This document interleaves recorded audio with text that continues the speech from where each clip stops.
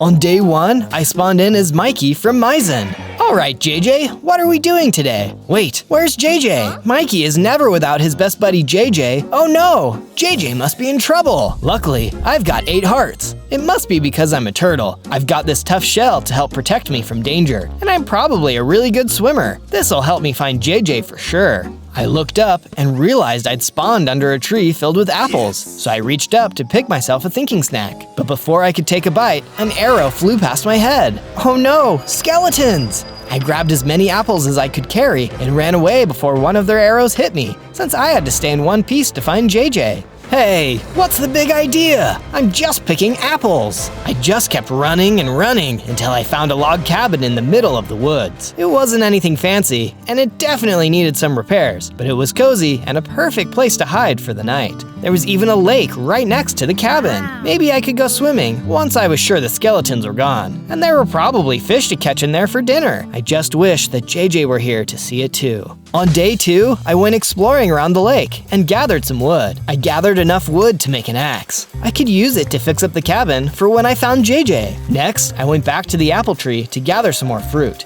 Hey, with enough apples, maybe I could even make a pie. But I didn't have the chance to think too much more about that because there was a gremlin chef coming up to pick apples too. Please don't take all the apples. I need at least 4. Don't worry, I left you plenty. Oh, thank you. I was worried. Have you seen my friend JJ? He's missing.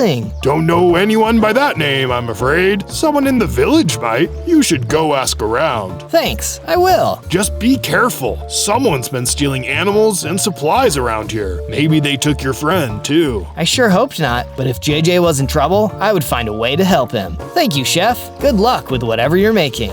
It's pie. Great minds think alike, and I guess he was pretty great. I took my apples back to the cabin, and along the way I found some sticks and string. I used them to craft a fishing rod and went fishing in the lake. I caught 3 fish. On day 3, I decided to work on fixing up the cabin as much as I could. I patched some holes in the wall and added a fence all around it for some extra protection. While I was working on the cabin, I found a secret back room. It was hidden behind a picture hanging on the wall. There was so much space back there. I had no idea. If I couldn't find that room without looking super carefully, then I was willing to bet no monsters would be able to find me in there either. I decided to make the secret back room my new base and got to work filling it with everything I found so far: the apples, the fish, and my tools. Then I went back to the lake to try and catch some more fish. Before I started fishing, I saw a block near the trees that looked a little strange. I used my pickaxe to break it open, and inside was a nasty silverfish. I should have been more careful. I knew they could contaminate blocks in some areas. I managed to fight off the silverfish, and when I got finished, I felt myself getting stronger. Defeating them made me a better fighter, and I knew I could handle the next enemy way better. Clearly, the exercise helped, because now I had 10 hearts. I was so excited, I swam around the lake, and I was an even faster swimmer too.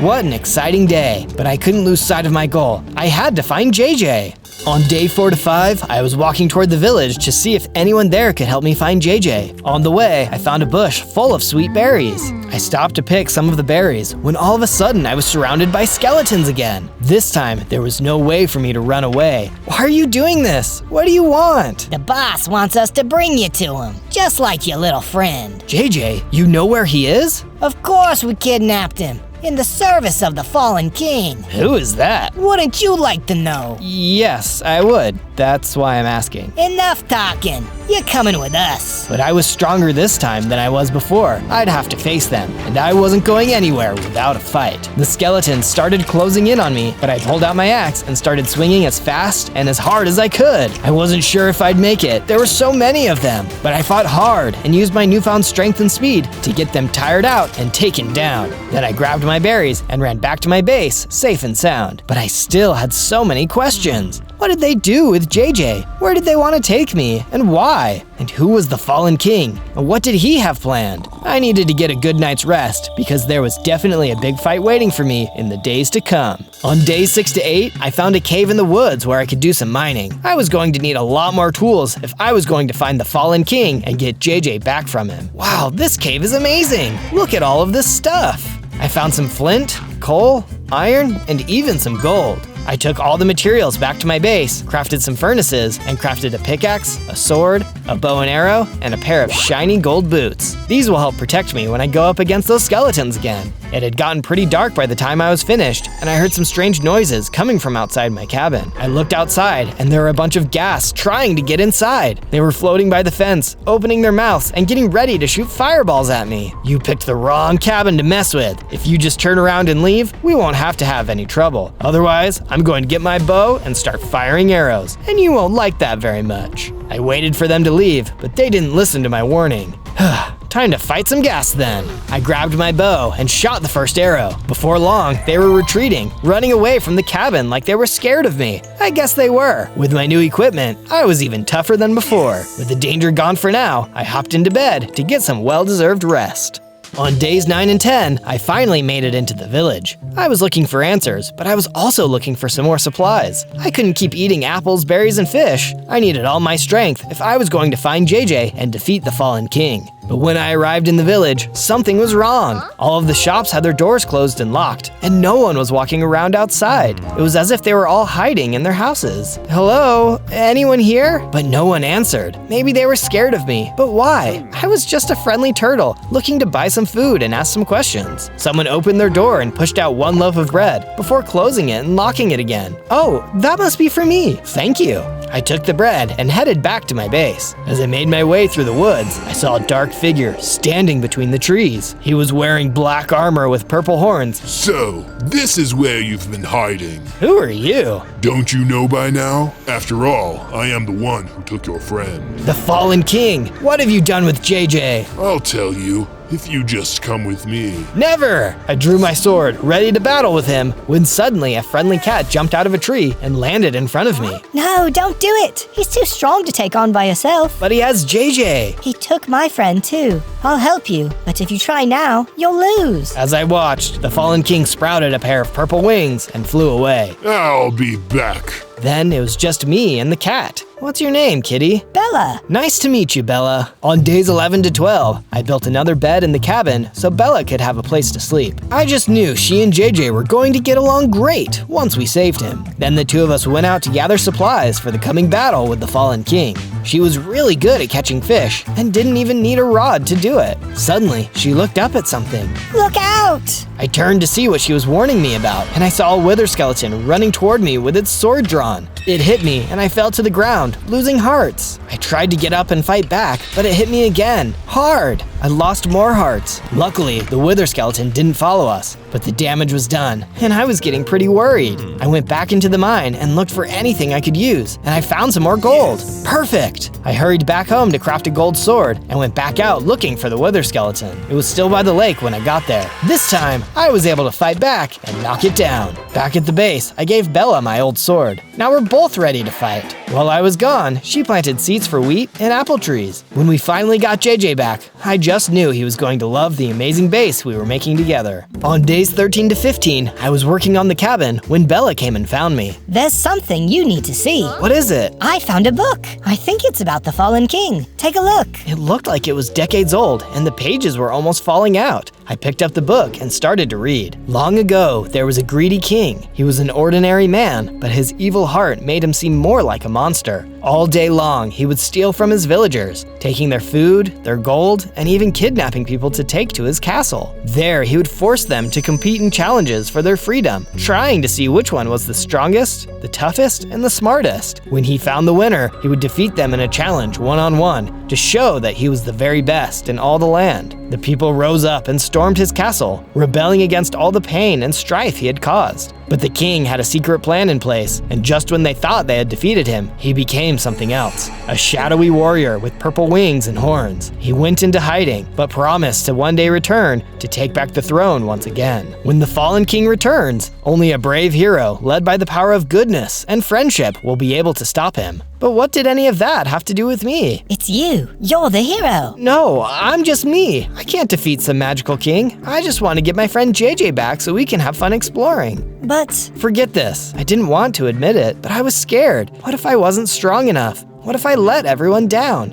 JJ, Bella, and myself. On days 16 to 19, I woke up and noticed that Bella was gone. And when I looked outside, I saw footprints. Someone must have come to the cabin and taken her, but it didn't look like the work of the fallen king, and I could see snow tracked on the ground that hadn't melted yet. I remembered that there was snow further up in the mountains around the forest. That must be where Bella is. I hiked up the mountain until the whole world around me was as snowy and icy as it could be. It took me 2 whole days to make it, but then I finally saw Bella. She was locked in a cage, guarded by snow nightmares. Bella, what happened? I managed to escape these guys before I found you, but they must have tracked me down. You have to help me, please. I'll do my best. It's not just me either. Look. I looked. The snow nightmares heard me planning and started closing in on me. I drew my gold sword and started to swing at them. They went down one by one, and suddenly I noticed myself getting bigger. I gained 2 hearts, and I had a total of 12 now. I released Bella from her cage, and together we fought off the rest of the snow nightmares. Then we freed the fox. Thank you so much. How can I ever repay you? What do you know about the fallen king? He has my friend, and I have to defeat him. I knew now I could do it if I tried. I've only heard a little bit, but I know there is supposed to be a legendary potion. The only way to defeat him for good, so he never comes back again. Do you know where it is? I'm sorry, I don't.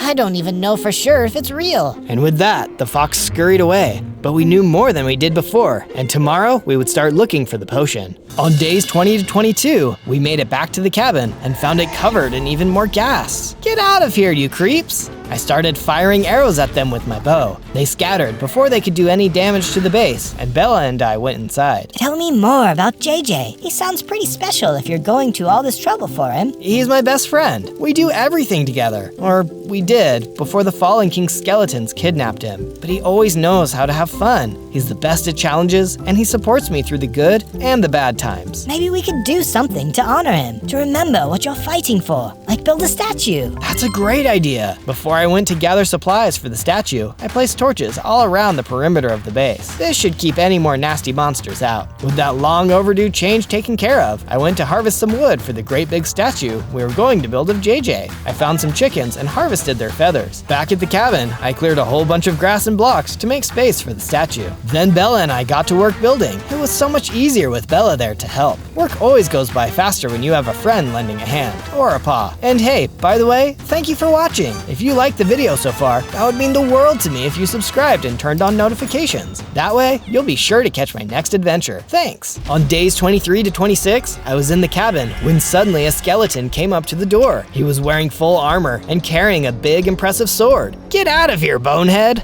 I attacked him with my own sword and managed to chase him off. As he ran away, I noticed that he dropped something. It was a shield, a brigand shield to be exact. I decided to test it out. Bella, attack me with your axe. What? Just do it. I want to try something. She ran at me with her axe, and the shield protected me. It blocked every single blow. Wow, this thing is amazing. Just as I was preparing to test out my new shield some more, I heard someone rustling around outside the door to the cabin. If that's another skeleton. But when I looked, I saw a cat instead. Bella, are you here? I heard from the fox that you found a safe place to stay. Kiki, it's you. This is my friend I told you about. How did you get away? I managed to sneak out while the king was busy with something else. Someone named JJ helped distract him. That's my friend. Was he okay? He was, but he definitely needs help. But I'm so tired from running for days. Can I stay here, please? Of course. I let Kiki inside and decided to ask her some more questions tomorrow. On days 27 to 31, I asked Kiki what she might happen to know about a legendary potion, the one that the fox had told us about. I don't know much about it, but I do know someone who does. A wise old monkey who lives on an island not too far away. So we'll need to find a boat. Don't worry. I know someone who will let us borrow his. Come with me. Kiki and I said goodbye to Bella and left to go get ourselves a boat and travel to see the wise monkey. We borrowed a boat from a kind man with a shop by the ocean and set sail toward the island. After a couple of days at sea though, we suddenly felt something hit the side of the boat, shaking it all over. What was that? I looked over the side of the boat into the water and saw a huge shark ramming itself into the boat. It snapped its teeth at me and tried to bite me. No way, we've got places to be. I shot an arrow at the shark, but I missed. It tried to bite the boat, but I fired another arrow. This time, I hit it. Wounded, the shark swam away and out of sight. I guess these waters are more dangerous than I thought. We'll have to keep an eye out for more trouble. Somehow, I had the feeling we would encounter more danger before we had everything we needed, but it was all worth it to find my friend. On days 32 to 35, we found a hut along the beach surrounded by palm trees full of coconuts. I stopped to pick some coconuts to take back to my base. Hey, those are my coconuts. Oh, I'm so sorry. I didn't know. Excuse me, are you Wise Jim? Who's asking? I'm Kiki, and this is my friend. We heard you might know something about the legendary potion of light. I might, but how do I know I can trust you? We're preparing to fight the fallen king. He has my friend, JJ, and we need to rescue him. So you're looking for the potion, eh? We all turned around, and there was the fallen king, hovering over the water with his wings spread out wide. You'll never find it, and you'll never defeat me. Get ready for a beating, fallen king. We won't let you get away with this. Oh, really? You and what army? Find me when you're ready. Pathetic.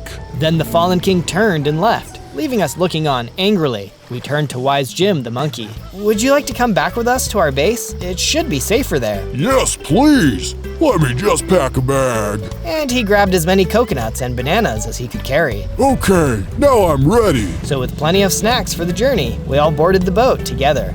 On days 36 to 39, I had arrived back at the base with Kiki and our new friend, Wise Jim. While he enjoyed some bananas and took in the new view, Kiki, Bella, and me all got to work building a new area for him to stay in. We added a treehouse onto one of the trees just outside the cabin. Here, this is just for you. We hope you like it. Like it? I love it. Once he was all settled, I decided to ask him what he knew about the legendary potion, or the potion of light. The potion of light. Yes, I've heard many stories about it. I can't say for sure where it is hidden, but I do know that it is buried in an abandoned mineshaft out in the Badlands. But be warned, it is a harsh landscape, and there are no friendly creatures that live there. The Badlands, huh? Sounds pretty bad. I'll need to make sure I prepare before I go. Before I could leave for the Badlands though, Bella and I needed to work on the next part of the JJ statue. I couldn't help but feel like if I could finish it before I faced off against the fallen king, I would be brave enough to rescue the friend it represented. With the power of friendship on my side, no Badlands monsters, skeletons,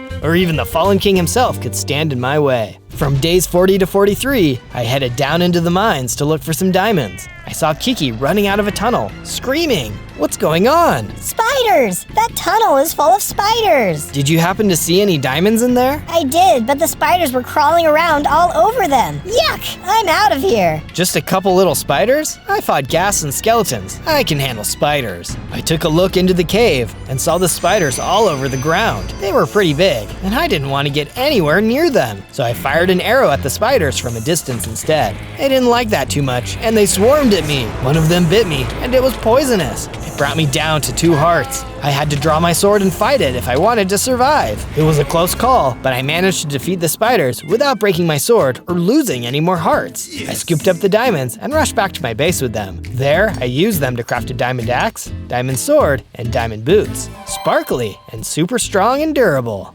On days 44 to 49, I journeyed to the Badlands in search of the underground mineshaft where the potion of light was hidden. Wow, look at all of this sand, and it's so hot out. I hope I can find the potion fast. I'm already getting thirsty. As I was walking through the sand and looking for some shade to take a quick break in, I suddenly locked eyes with an Enderman. Uh-oh. But then I remembered, I was much stronger than I had been before, and I had all my upgraded gear. This was going to be a snap. After just a few hits, the Enderman went down. I was honestly kind of surprised at how easy it was. Maybe I could take on the fallen king after all. Maybe it wouldn't even be that hard. As I kept walking, I saw more Endermen up ahead, attacking a horse. Hey, leave him alone! But the horse didn't need my help. He took down the Enderman all by himself and then galloped over to me. Hi, I'm Ed. I'm Zozo. I'm out here looking for a special potion. Have you heard anything about it? I found the mineshaft where it was hidden, but it was gone. All that was left was a note saying it had been taken away and hidden somewhere else by the ocean. Oh, I guess I need to head that way then. Are you trying to fight the fallen king? Let me help you. Hop on my back, and I'll get you there faster. So I jumped onto Ed's back, and we rode off into the sunset. On days 50 to 53, I rode on Ed's back all the way to the beach. After how dry and dusty the Badlands were, it was amazing to breathe in that cool sea air. Do you think we could take a break and go swimming, Ed? The water looks great. Sounds like a swell idea to me. So we hopped into the water and started splashing around. It was so much fun, and I couldn't wait to splash around with JJ when we finally rescued him. But that would have to wait. We had company. Oh no, it's the shark. That's right, the shark was back, and he looked hungry. He was a super scary enemy before, but that was before I got my diamond sword. Take that, Sharky! With a few strong hits, I was able to turn this shark into sushi, and Ed and I were safe again. Now it was time to look around. Maybe the legendary potion of light was around here somewhere. That's when we found a little cove on the edge of the beach and the friendly ocean nymph that lived there. I asked her about the note telling us we could find the potion of light on the beach, but she told us if the potion was ever here, it's gone now. Bummer! How am I ever going to fight the Fallen King and save my friend JJ? I think the friendly ocean nymph felt bad for me because she gave me a diamond helmet to match my axe, sword, and boots. I'm even tougher now. On days 54 to 57, I decided I needed to beef up the base's security to keep me and my friends safe from the Fallen King. After all, he's attacked us before, he could always do it again. Maybe the base needed a bigger wall, made of stone this time. If I mine enough stone to make a big strong wall, there's no way the Fallen King's forces are gonna get in and kidnap us. So that's exactly what I did. When I'd finished mining the stone and building the wall, I put torches along the top for extra safety. That's when Wise Jim came over. Hey, I've been whipping up a new enchantment that'll help you defeat the Fallen King. But I need a favor. Some zombies have been hanging around my favorite banana tree. Go scare them off. That enchantment sounded pretty sweet, so I grabbed my bow and arrow and went after the mob of zombies hanging around Wise Jim's favorite banana tree. I've gotten so strong now, these guys are no challenge for me. I ran in, firing arrow after arrow, until those nasty zombies were running for the hills. I know JJ would have been so proud of me. When I went back to Wise Jim, he gave my diamond sword an unbreakable enchantment, making it stronger and tougher than it had ever been. I bet the Fallen King is shaking in his boots. Don't worry, JJ, I'm almost strong enough to come and save you. On days 58 to 62, things got serious. It all started when I was working on my JJ statue. I think I was about half done, and it was looking great. I needed to make it perfect, so when I rescued JJ and all my new friends got to meet him, he'd be able to see what a good job I did. I was so wrapped up in making the statue perfect, I didn't even notice that some of the Fallen King's scariest goons were on their way. A gang of skeletons in full diamond armor with diamond swords. This has gone on far enough. The Fallen King has sent us to crack your shell, destroy your base, and leave nothing standing. Give up or face our wrath. But there was no way I was going to give in. I told Bella and Kiki to hold inside the base and make sure nobody got in, while Wise Jim and I took on the diamond skeletons. Let's show these boneheads who's boss. But the fight was way harder than we thought. The Fallen King must have sent some of his best men, because as we fought, they just wouldn't go down. Thankfully, Wise Jim and I fought hard enough to defeat some of the diamond skeletons and send the rest running. We were just about to celebrate when one of the fleeing skeletons fired an arrow from the woods and hit Wise Jim. No! I tried to help, but it was already too late. Wise Jim was gone.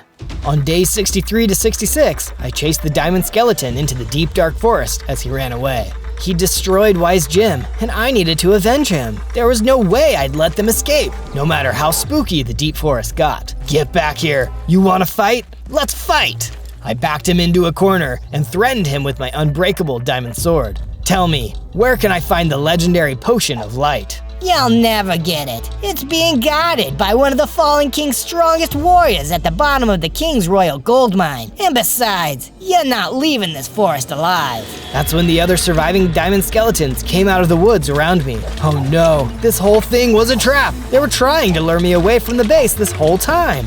This is for you, Wise Jim. I'll never forget you. That's when I fought the strongest I ever fought and defeated all of the skeletons except one, who was shaking with fear. Thankfully, he could still be useful to me. Tell me, where can I find the Fallen King's Royal Gold Mine? On days 67 to 70, using the last diamond skeleton's instructions, I made my way to the Fallen King's Royal Gold Mine. It was huge and horrible. Villagers that the Fallen King had kidnapped were being forced to mine gold for him, or they'd be attacked by some of his skeleton warriors. Don't worry, guys, I'm gonna get you out of here. Who's the boss around these parts? The captured villagers told me to travel further into the mine, where I'd meet one of the Fallen King's strongest warriors, Dorzen, the Soul Eater. A huge red monster with a scary smile and a fist made of stone. He was so tough, even my diamond sword would have trouble hurting him. He was waiting next to a pit filled with lava. It isn't too late to give up, Dorzen. Tell me where to find the potion of light and let all these villagers go, and I won't have to hurt you. But Dorzen wasn't interested in talking this out.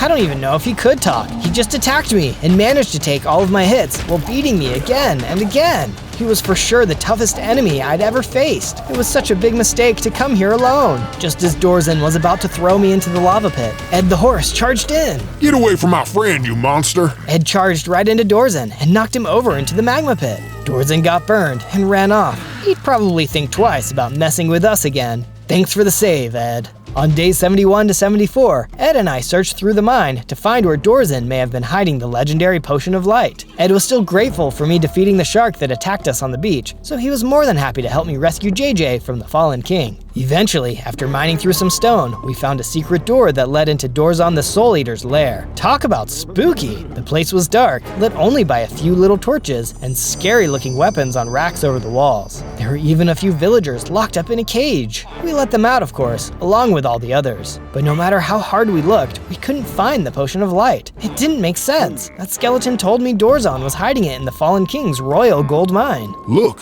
I found a note. What does it say, Ed? I don't know. Horses can't read. He was right, so I took a look at the note. It came directly from the fallen king. It said, Well, well, well. It looks like you found your way into my mind. Exactly as I expected. You're an impressive one. I can see why JJ talks about you all the time. If you care about him, I suggest you stop looking, or both of you are going to get hurt. Rats! Looks like the fallen king was always one step ahead. On days 75 to 78, I headed back to the base to build some improvements and think about what I'd learned. After Wise Jim died, I was worried about Bella and Kiki, and I realized that if more of the fallen king's army attacked, they needed a safe place to hide. I added an iron safe room to the inside of the base with a secure door and torches to ward off mobs. If someone attacked, they could hide in there while I fought off the bad guys. I had also taken some gold from the fallen king's gold mine and turned it into a chest plate and some leggings. That's when Dorzen the Soul Eater returned, and Bella and Kiki ran off to hide in the new safe room. It was time for me and Dorzen to finish this. He was tough, even with his lava burns, but with my new armor, I was able to get an edge and defeat him for good. Dorzen won't be eating any more souls. And for defeating such an evil monster, I got upgraded. I was bigger, stronger, faster, and my shell was tougher than ever.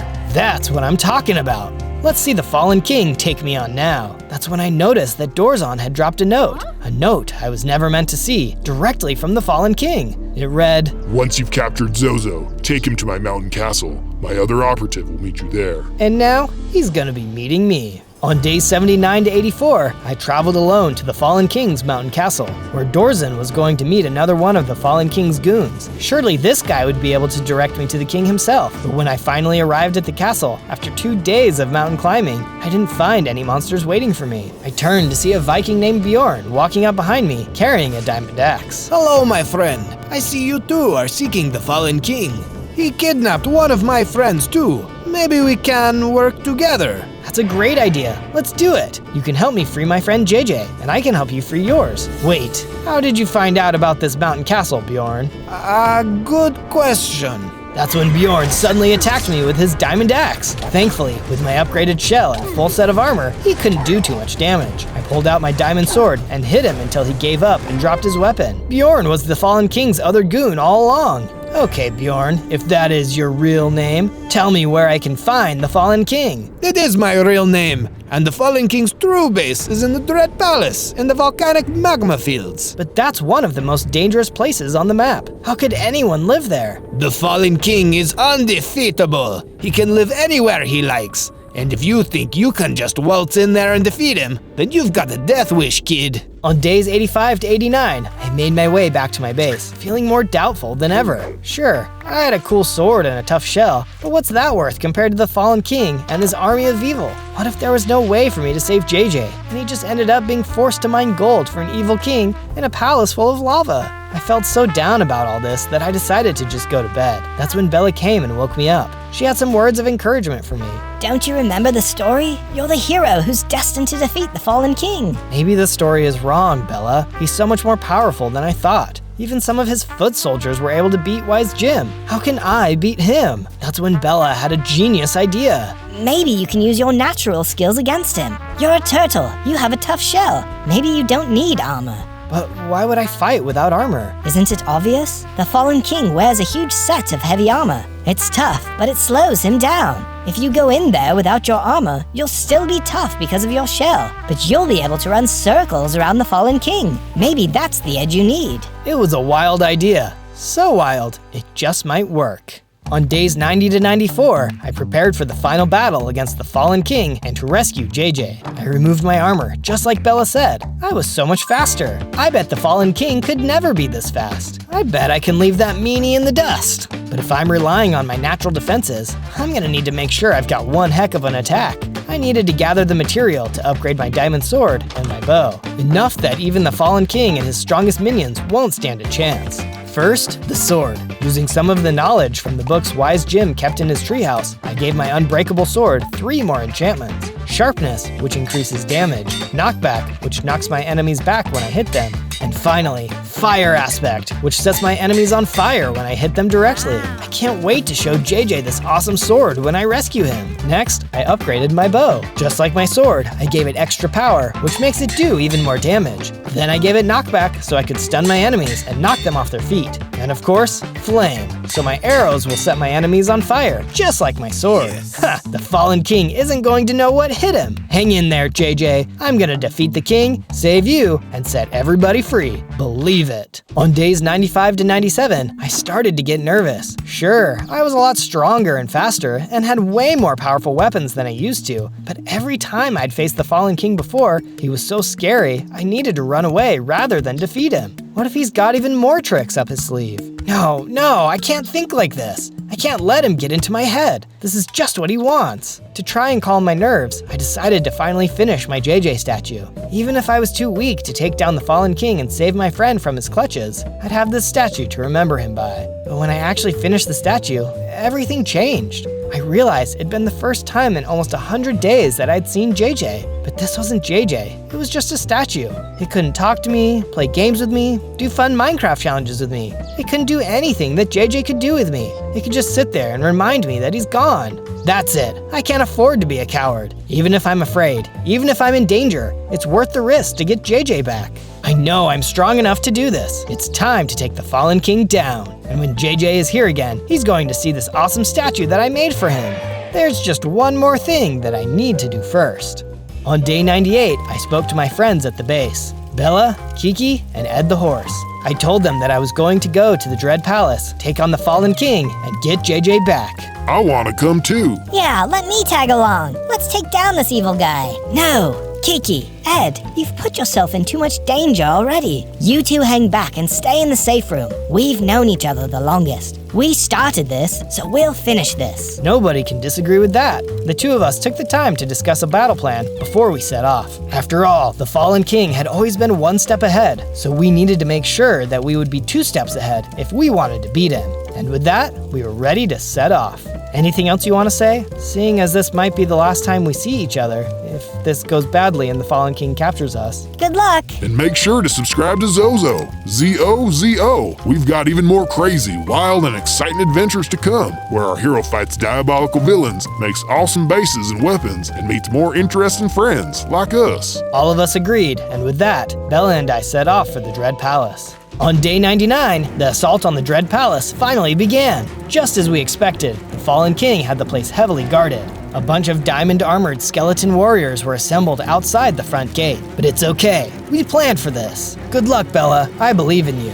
The first stage in the plan was simple. Bella would go in first with her cat speed and agility and distract the first wave of guards. With the skeleton army drawn away from the front gate, it was time for me to storm in and take charge. But of course, it wasn't that easy. In the opening hallway of the Dread Palace, the Fallen King had built in trapdoors that dropped down into pits full of molten lava. Yikes! Thankfully, I was able to dodge the trapdoors and keep going. But it wasn't over yet, not by a long shot. Once I made it past the first few hallways, the Fallen King deployed another one of his deadly minions, the Behemoth, a huge, extremely powerful monster. I needed to be careful. Even a couple hits from a monster like that would destroy me. But because I was only wearing my natural armor, just like Bella and I had planned, I could run circles around him. I hit him several times with my fully upgraded sword, setting him on fire and knocking him down for good. Is that the best you got, Fallen King? Maybe I underestimated you. Hey, over here! I recognized that voice. It was JJ. I'd finally found him. No time to waste. I ran over to the cell the Fallen King was keeping my best friend in and set him free. I was so excited to be hanging out with him again, but we weren't done yet. I told him to head back to our base. I have some unfinished business to take care of. On day 100, with JJ saved, I needed to make sure he and everyone else was never captured again. I needed to fight and defeat the Fallen King once and for all. I ran deeper into the Dread Palace, sword and bow ready to take on anything I saw. First, more diamond-armored skeletons, which I was able to take out with a quick volley of arrows. Bam! Bam! Bam! They ran away, screaming and on fire. Then, a Behemoth and Soul Eater tag team emerged from the dark as I got even closer to the throne room. These guys would have seemed tough a while back, but after what I'd been through, nothing could stop me. I pulled out my enchanted diamond sword and went to work, sending them burning and running just like the skeletons. I felt unstoppable until I reached the throne room. There stood the Fallen King, and it looked like this whole time he was waiting for me. At long last, you're here. You've been a thorn in my side for too long. Now I'm going to destroy you personally.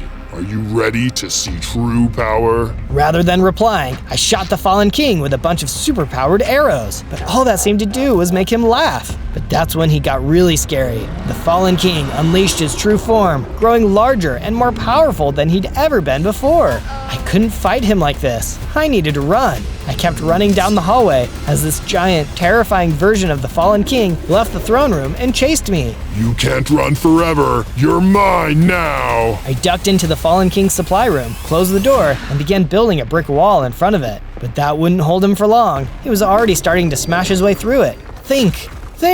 But that's when I saw it. Sitting on the shelf, the legendary Potion of Light. Wasting no time, I grabbed and took the potion. That's when everything changed. I grew to the same size as the Fallen King. My hearts and armor literally doubled. I was faster, stronger, and even had the power of light on my side to go against the Fallen King's darkness. When he breached the wall, the battle was on. I attacked him relentlessly, dodging his attacks and striking back at him. Just like Bella said, even in his upgraded state, his heavy armor slowed him down. He couldn't stop me from getting him. Curse you! Curse you! I struck him one more time with my burning sword, and the fire consumed him. The Fallen King was no more, and everyone he'd captured was free. When I finally returned to the base, I saw that JJ and Bella had returned safely and were hanging out with Ed and Kiki next to the statue I made. Hey, is that supposed to be me?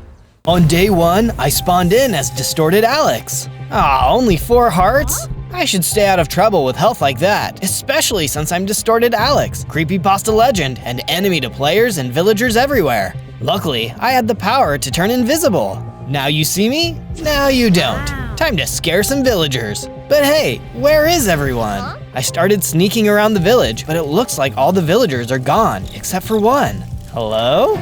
Wait a second, that's not a villager, that's an illager, and it looks like it wants to get me. I turned invisible and ran inside a nearby house. I turned around and saw that I wasn't alone in there though. There was a hungry wolf with me. He must be able to smell me, even though I'm invisible. I tried to escape, but the wolf kept following me. I ran out of the house and looked for another one to hide in. I found one, but there wasn't a door. Luckily, there was a chest at the top, and I managed to block the entrance with a wooden block. I'm gonna stay inside this house until morning so the illager and the dog won't find me. Maybe I'll be able to find out what happened to the other villagers tomorrow, since what good is it being Distorted Alex if I can't sneak up on people? On day 2, I opened a treasure chest inside the house and found some cobblestone and wood, which I used to make a shovel and an axe. I was ready to use the axe on the wolf, but after I had removed the wood blocking the entrance, I could see that the wolf was gone. It looked like there was also a basement level to this house, so I went down. Oh no, is that another wolf? Luckily, it wasn't a wolf this time, it was a friendly dog. You're not my master. No, I'm not. But what happened to your village? It doesn't look like anyone is here anymore. Those illagers took all the villagers away a few days ago. They had wolves with them too, and I had to hide down here to get away from them. Where did they take them? Over the hills, to the north of here. You look scary, but would you be willing to help me? Please? Please rescue my master. I know that I was supposed to be Distorted Alex, but how can you say no to a puppy dog?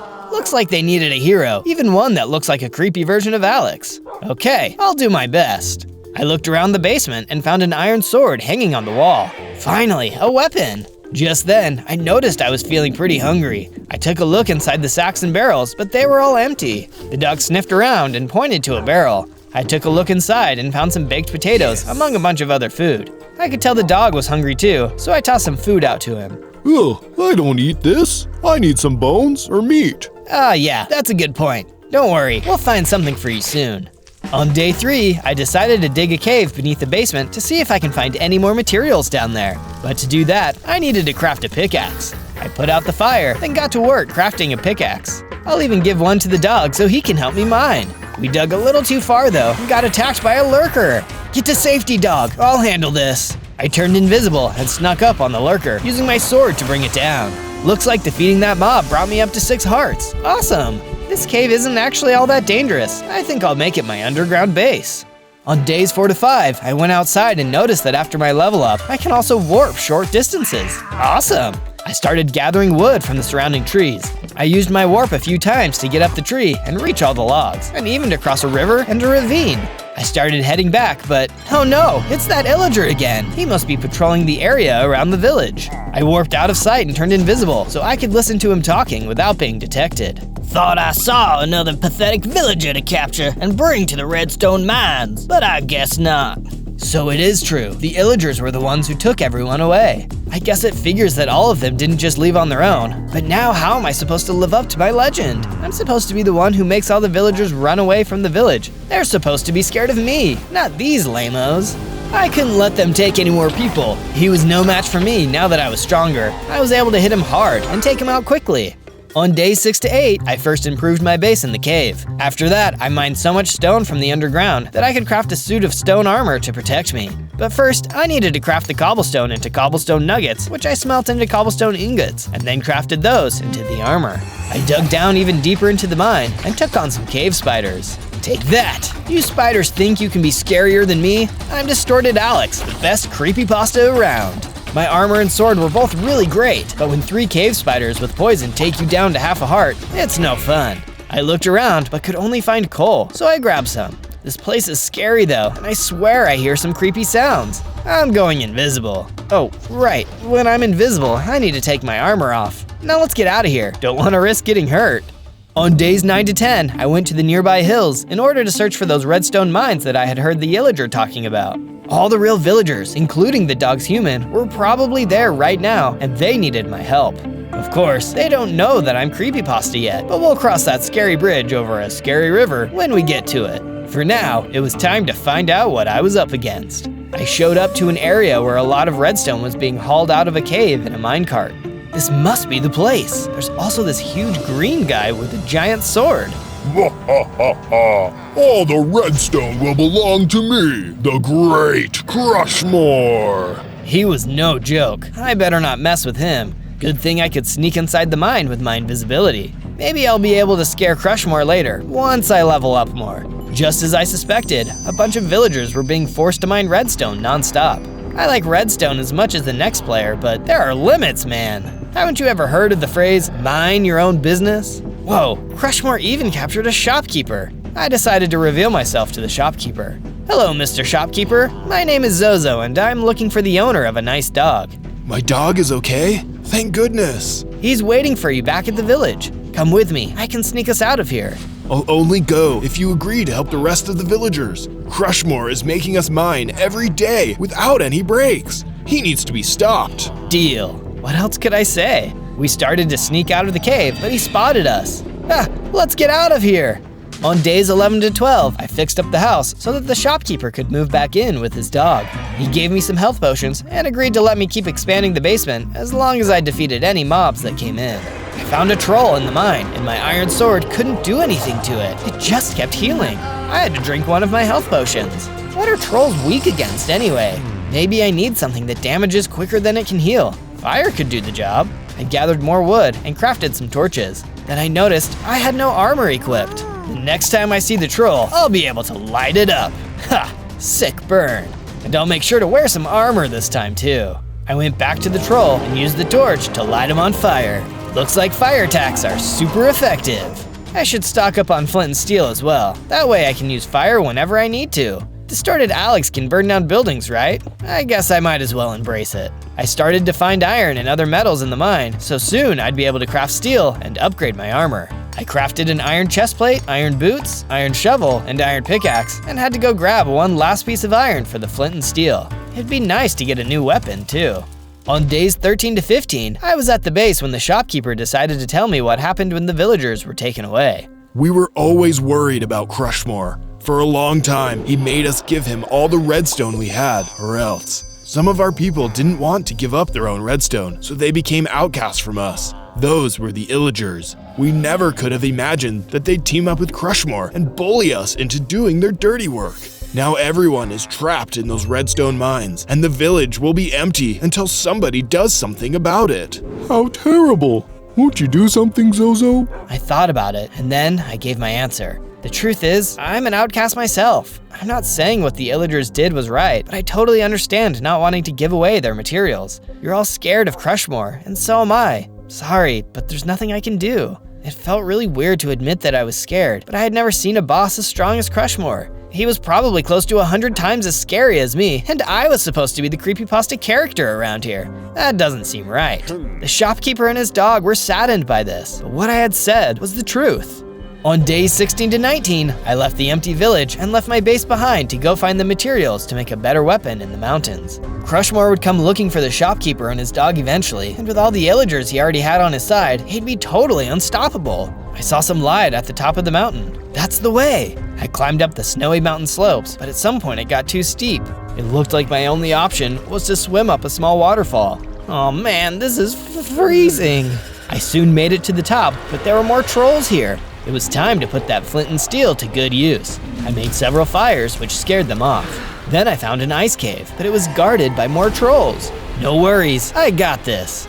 I set part of the cave on fire, and the trolls fled. At the back of the cave, on a stone pedestal, I found a frosted sword with sharpness 3. It was made of enchanted ice that was 10 times as strong as normal. I started to think about the way I had left things with the shopkeeper and his dog, and realized that I had been a little rude. I mean, just because Distorted Alex doesn't usually help people in need doesn't mean I should ever do it. Sometimes you gotta be the hero, even if it goes against what you had planned. That's just the right thing to do. Besides, I already promised I would help save the other villagers from the redstone mine, and a promise is a promise. I began to make my way back down the mountain when I saw a llama struggling near the edge of the cliff. Help me, please! I'm gonna fall! I ran over and offered the llama a hand. No way am I going to let an innocent creature get hurt. It was almost too late, and she started to fall, but I warped again and caught the llama in midair, then I warped back onto solid ground. Whoa, I had never warped that many times in a row before. Then I noticed that my powers of warping and distorting myself were causing me to grow. I was bigger now, and I also had 10 hearts. I'm getting scarier every day. I can't wait to see what I look like at even higher levels. Thank you for saving me, new friend. My name is Becca. What were you doing out here, Becca? I heard that the villagers in this area were being oppressed by an evil brute named Crushmore, so I'm searching for a powerful golem that might be able to defeat him. Why would a llama be so concerned about human villagers? Hey, just because we're different doesn't mean I have to stay out of it. I want to help everyone. Hard to argue with that logic. Now that I had thought about it, I realized my reason for why I've been helping out is kind of the same as her. I guess Becca isn't too different from me. Well, other than me being a creepypasta and her being a talking llama, but otherwise, we're basically the same. Legend has it that the golem is hidden somewhere near these mountains, waiting for a hero with pure intentions to awaken it. I don't know if I'm that hero yet, but this golem does sound really promising. On days 20 to 22, I returned to the village to find that 3 Illagers had been trying to break into the shopkeeper's house. It's a good thing I built that door. They all had crossbows, but fortunately my warp ability could take me right into close range. After that, I made short work of them with my ice-frosted sword. I think I'll build a giant statue right in the middle of the village, but for that, I need to get some sheep. That way, the villagers will have something cool to look at once they're all rescued. I also added a base extension to the shopkeeper's house. I needed to give the villagers a reason to stay in the village long enough so that I can really give them all a good scare later on. I started gathering materials, breaking through a wall in the basement mine to find a huge cavern full of dazzling emeralds. Wow, these will look great on the statue, and I bet there's a lot of other great materials in here too. Next, I got some more iron to make some shears for the wool. What kind of statue do you think I'm building? Let me know in the comments. Also, don't forget to subscribe to the channel if you want to see more of my awesome adventures. Or just search for Zozo. Spell it with me, Z-O-Z-O. On days 23 to 26, I defended the base from more of the illagers sent by Crushmore. Boy, you guys are persistent. My warping power was so much stronger now that I could warp any weak mob I touched high up into the air and watch them fall to their defeat. I dropped them all, and one of them dropped a bow and some fire arrows, along with 2 diamonds. As if I wasn't enough of a menace to trolls already. I tried using the bow, but it didn't work. But that's what I can use the diamonds for. I need to get flame on my bow first, so I'll need to enchant it. I went to the ocean and mined some lapis lazuli stones for the enchantment process. All that was left was to gather the materials for fire enchanting. I also met a new friend while I was out near the ocean. How you doing? I'm Tuttle, the turtle. I told the turtle I needed to make an enchantment table, and the turtle gave me 4 obsidian for it. You're such a cool dude. Why don't you come with me and live at my base? I returned to the base and enchanted the bow with a flaming enchanted book. Then I named the bow Firestarter. Now I can use those arrows with the fire enchantment.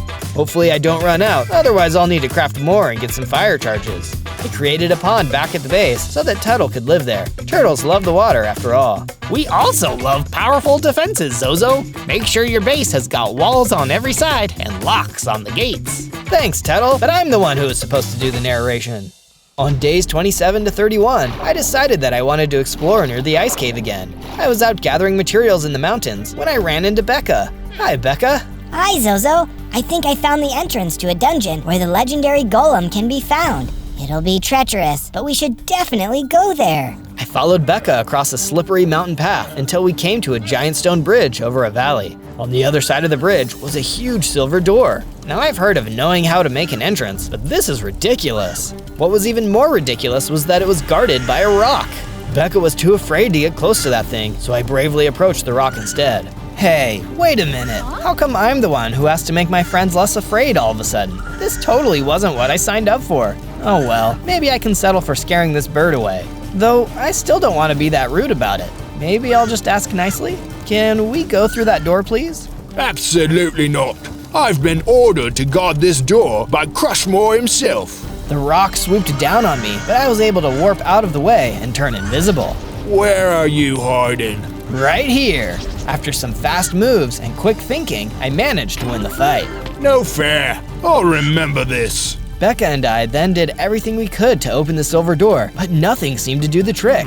We tried using a lever, torches, setting it on fire, and shooting flaming arrows. Nothing worked. We'd have to figure something else out later. On days 32 to 35, Becca and I found a small cabin nearby where we could stay, and it turned out that a few villagers who had escaped from Crushmore were living here now. That bird must have been here to make sure nobody could go into the dungeon. And we still don't have a way to open the door. Just then, the walls of the cabin came crashing down. Or should I say, crushing down? No? Crushmore was here, and he seemed mad. Get back to the mines and find me more redstone. The villagers were scared, so I decided that I'd lure Crushmore away. Hey you, follow me! I ran as far and as fast as I could across the mountain, keeping ahead of Crushmore as best as I could. Then I saw it, a blizzard. That's the perfect place to lose him. I turned invisible and vanished into the snow, making my way back to the escaped villagers. Chill out, everyone. No pun intended. Come back to my base, and you can have your old homes back. On days 36 to 39, I made sure that all the villagers that had returned with me got bigger houses with crafting tables and anvils. Now there would be enough weapons and armor for all of them. Now if the illagers came back for them, they wouldn't go without a fight. I showed the villagers their houses, and they moved in. They seemed really grateful. I asked Tuttle if he knew anything about how we could open the silver door in the mountains. Oh, so just because I'm a turtle, that means I know everything? Well, I do know this. That silver door is only going to open for a silver key, and the only place you can find one is in the Sea King's palace. That's actually really helpful. Thanks, Tuttle. Don't mention it, Zozo. I decided to do some more work on the statue before I left the base again. What do you think of it so far? On days 40 to 43, one of the villagers noticed that I was using a bow with fire enchantments and told me of a chest deep in the woods where an enchanted book of fire aspect had been placed. The chest was guarded by a fearsome fire salamander that would burn anyone who approached, but I had to take the risk. My fire arrows were some of the best weapons I had, and I wanted to improve them even more. As I wandered through the woods, I found the salamander.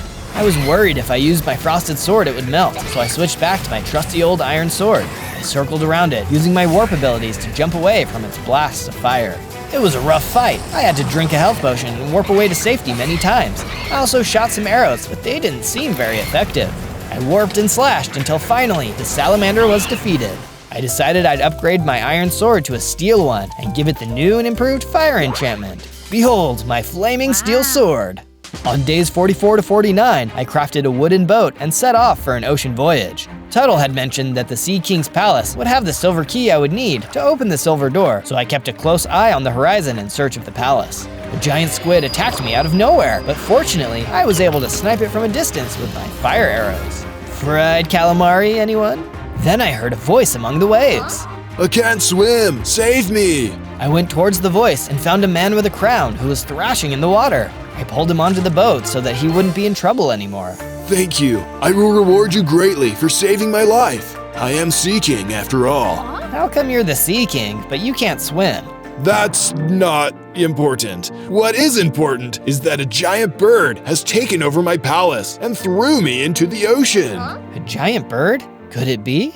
On days 50 to 53, I sailed onward until I found the Sea King's palace. Or I guess right now it's the giant bird's palace. I left the boat at the dock and made my way inside the beautiful lapis lazuli palace. The Sea King chose to remain at the shore for his own safety. I went into the throne room and saw the bird perched on the throne. You're the bird who is guarding the door. And you're that invisible snake who thought he defeated me. This time, I will show you no mercy. I'm not just any sneak, I'm Distorted Alex. Bring it on, bird brain. I drew my fire sword and warped into battle. The rock was still as tough as ever, but it wasn't prepared to face my new enchantments. After I defeated the bird, I took a look around the palace and soon found the silver key. It was being guarded by 2 warriors in lapis lazuli armor. Hi, I'm Zozo. I just defeated the evil bird. Can I have your silver key? The warrior shrugged. I guess it's okay then. I left the palace only to find that the Sea King was gone, along with my boat. On days 54 to 57, I made my way home on foot. On the way, I took out some chickens and grabbed the feathers to craft some arrows. And luckily, I found a bunch of iron as well. I mined it right up. I returned to my base at the village and used some of the feathers and fire charges to make some flaming arrows. I also crafted an enchanted suit of steel armor. Now I had defenses for days. Looking cool, Zozo. Thanks, Tuttle. Hey, Zozo! I'm planning on opening my shop back up, but I need a few more rare goods from the forest before I can do that. No problem, shopkeeper. I'll go get some rare materials for you in the surrounding area. You're the best! I'll be especially happy if you can find me the ingredients for shrimp fried rice. I first went into the forest to see if I could find some materials there, and I stumbled upon a pixie hovel. There were a ton of pixies, and they were a feisty little bunch. They flew at me and gave me some debuffs like bad luck and slowness, but what really annoyed me was that they were laughing at me. Rude. Then they started stealing my items. That's it. Enough is enough. I grabbed 2 empty jars that were lying on the ground and caught a couple of pixies in them. Ha! Who's laughing now? I then grabbed all the pixie dust laying around and decided I might as well take their homes. Hehehe. I continued on and spotted a loose Nagafang just laying on the ground. Oh, this could come in handy too. On the way to the ocean, I also grabbed some wild rice growing by the water. It was a good thing that all my time exploring the ocean let me know where to find some shrimp, so I gathered those too. I returned to the shopkeeper and gave him some of the wild rice and shrimp. He looked happier than I've ever seen him before. He took all of the ingredients and started to cook up the shrimp fried rice right in front of me. It looked like it turned out great. It must have tasted really good too, since the shopkeeper was so happy that he went inside his shop and came out with a diamond pickaxe. Is this for me? Thanks! On days 58 to 62, I was making solid progress on the base's statue when I heard the villagers start to panic. The walls of the base were being destroyed by a group of giant octopuses. It seems strange since aquatic mobs like that usually don't show up this far inland. They must have some kind of magic protecting them. Who could be behind this? I fought off the giant squids only to see the Sea King standing outside the base, holding an enchanted silver spear. Sea King, are you here to help? No, Zozo. You stole my silver key, so I'm going to destroy you and your base. You don't understand. I need the silver key to open the dungeon door. I'll give it back after, I promise. Save your promises. This is war. You may have defeated those squids, but I'll be back with more and will end you. He ran away, and I didn't want to run after him. Even if I'm doing the right thing, I'm still an outcast, and now I was at war with one of the people I wanted to help. This was messed up. Unfortunately, while I was talking with the king, some other octopuses that I must have missed set fire to the village, damaging it. Yeah, come on, guys. On days 63 to 66, I sailed back to the Sea King's palace in the hopes that I could speak with him and get him to agree to a truce. I didn't want any more sea creatures showing up and damaging things. I walked into the throne room, passing a bunch of scary guards. I didn't have any of my weapons equipped to show that I didn't mean him any harm. The Sea King was sitting on his throne, waiting for me. Have you come to beg for my forgiveness? Yes and no. I don't want to have a war, but I'm also asking to let me use the silver key just once. If we don't get to the golem, we'll never be able to defeat Crushmore and save the rest of the villagers. Don't you see that it's pointless? I tried the key on that door long ago, and it never opened for me. You did? The legend says that a hero must find the golem. If I'm not worthy, nobody is. What if I'm worthy? Enough talk. Let's settle this one-on-one. The Sea King attacked me with a spear. I had no choice but to fight back and battle the Sea King. As we fought, the guards started jumping in excitement. They must love watching a good fight. It happened so fast, but in the end, he was defeated. I guess there wouldn't be a war, but this wasn't how I wanted it to end. On days 67 to 70, I journeyed back to the Silver Door with the silver key in my inventory. I figured it was now or never if I was going to prove my worthiness and enter the dungeon.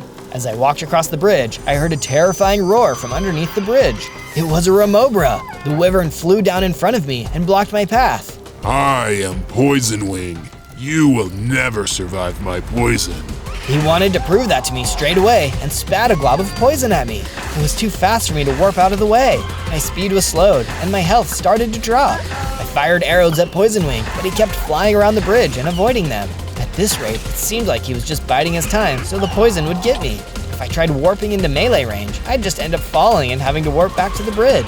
Time was running out. The poison almost had me. Zozo, quick, drink this. It was Becca, and she had brought antidotes to help me overcome the poison. Meddling llama. Poison Wing bellowed, and because he was enraged, he swooped in to attack us. I stepped in front of Becca and slashed at him with my fire sword. Poison Wing was trying to get to my friend, but I would never let him through. After taking several hits, Poison Wing flew off. He was wounded, but not fatally. Poison Wing will be back, and will bring others with him. Quickly, Zozo, we have to get inside that door. We ran over to the door and placed the key in the lock. To my surprise, it worked, and we were able to enter the dungeon.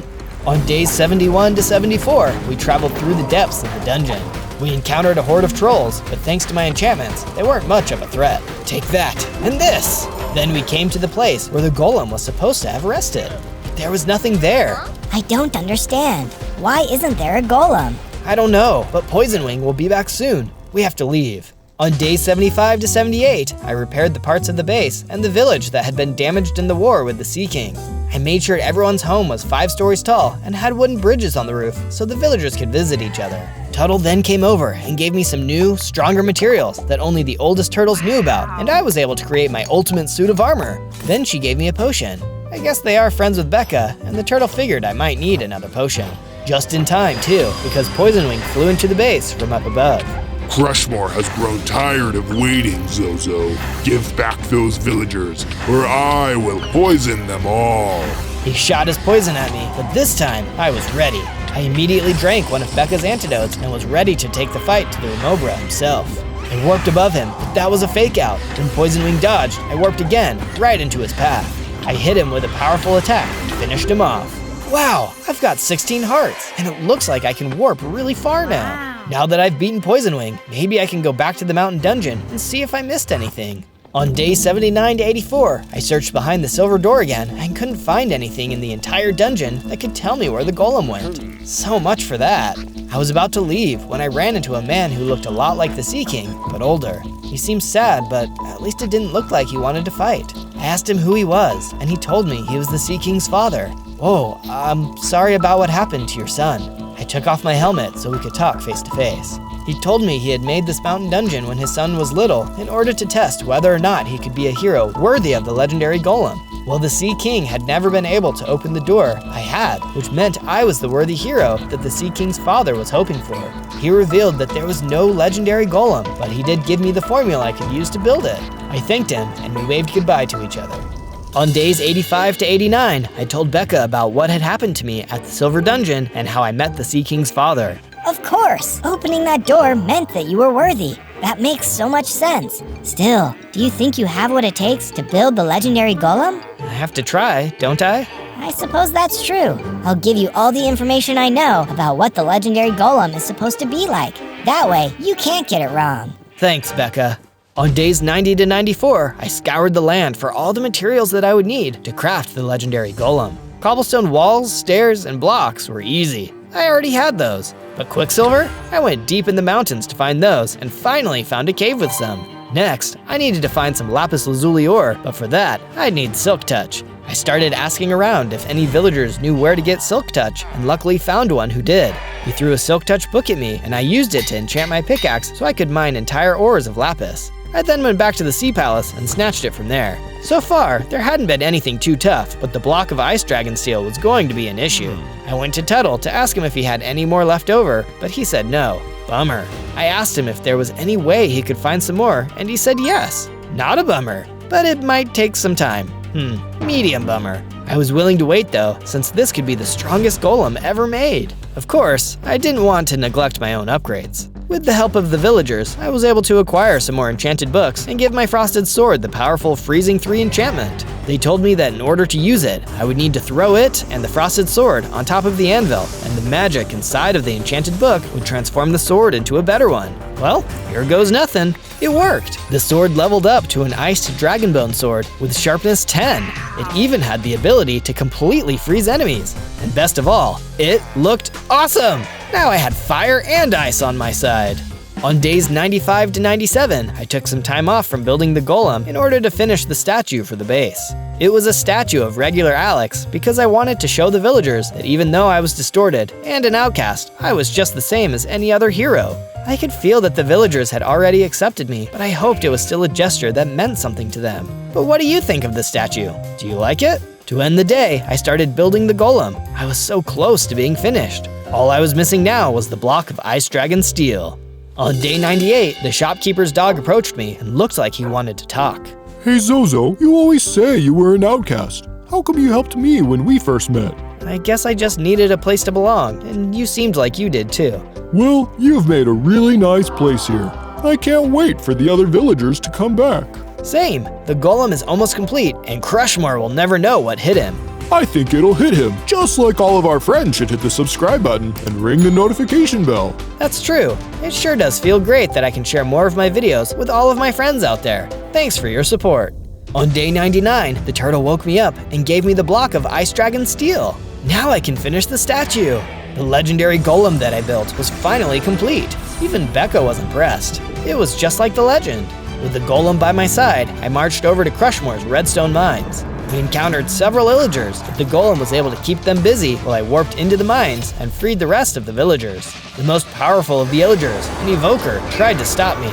He kept spawning Vex around me and using his Fang spell attack, but luckily, my superior armor protected me and I struck him down with my fire and ice weapons. The villagers were able to escape the redstone mine and run back to the base. That just left one more thing to take care of.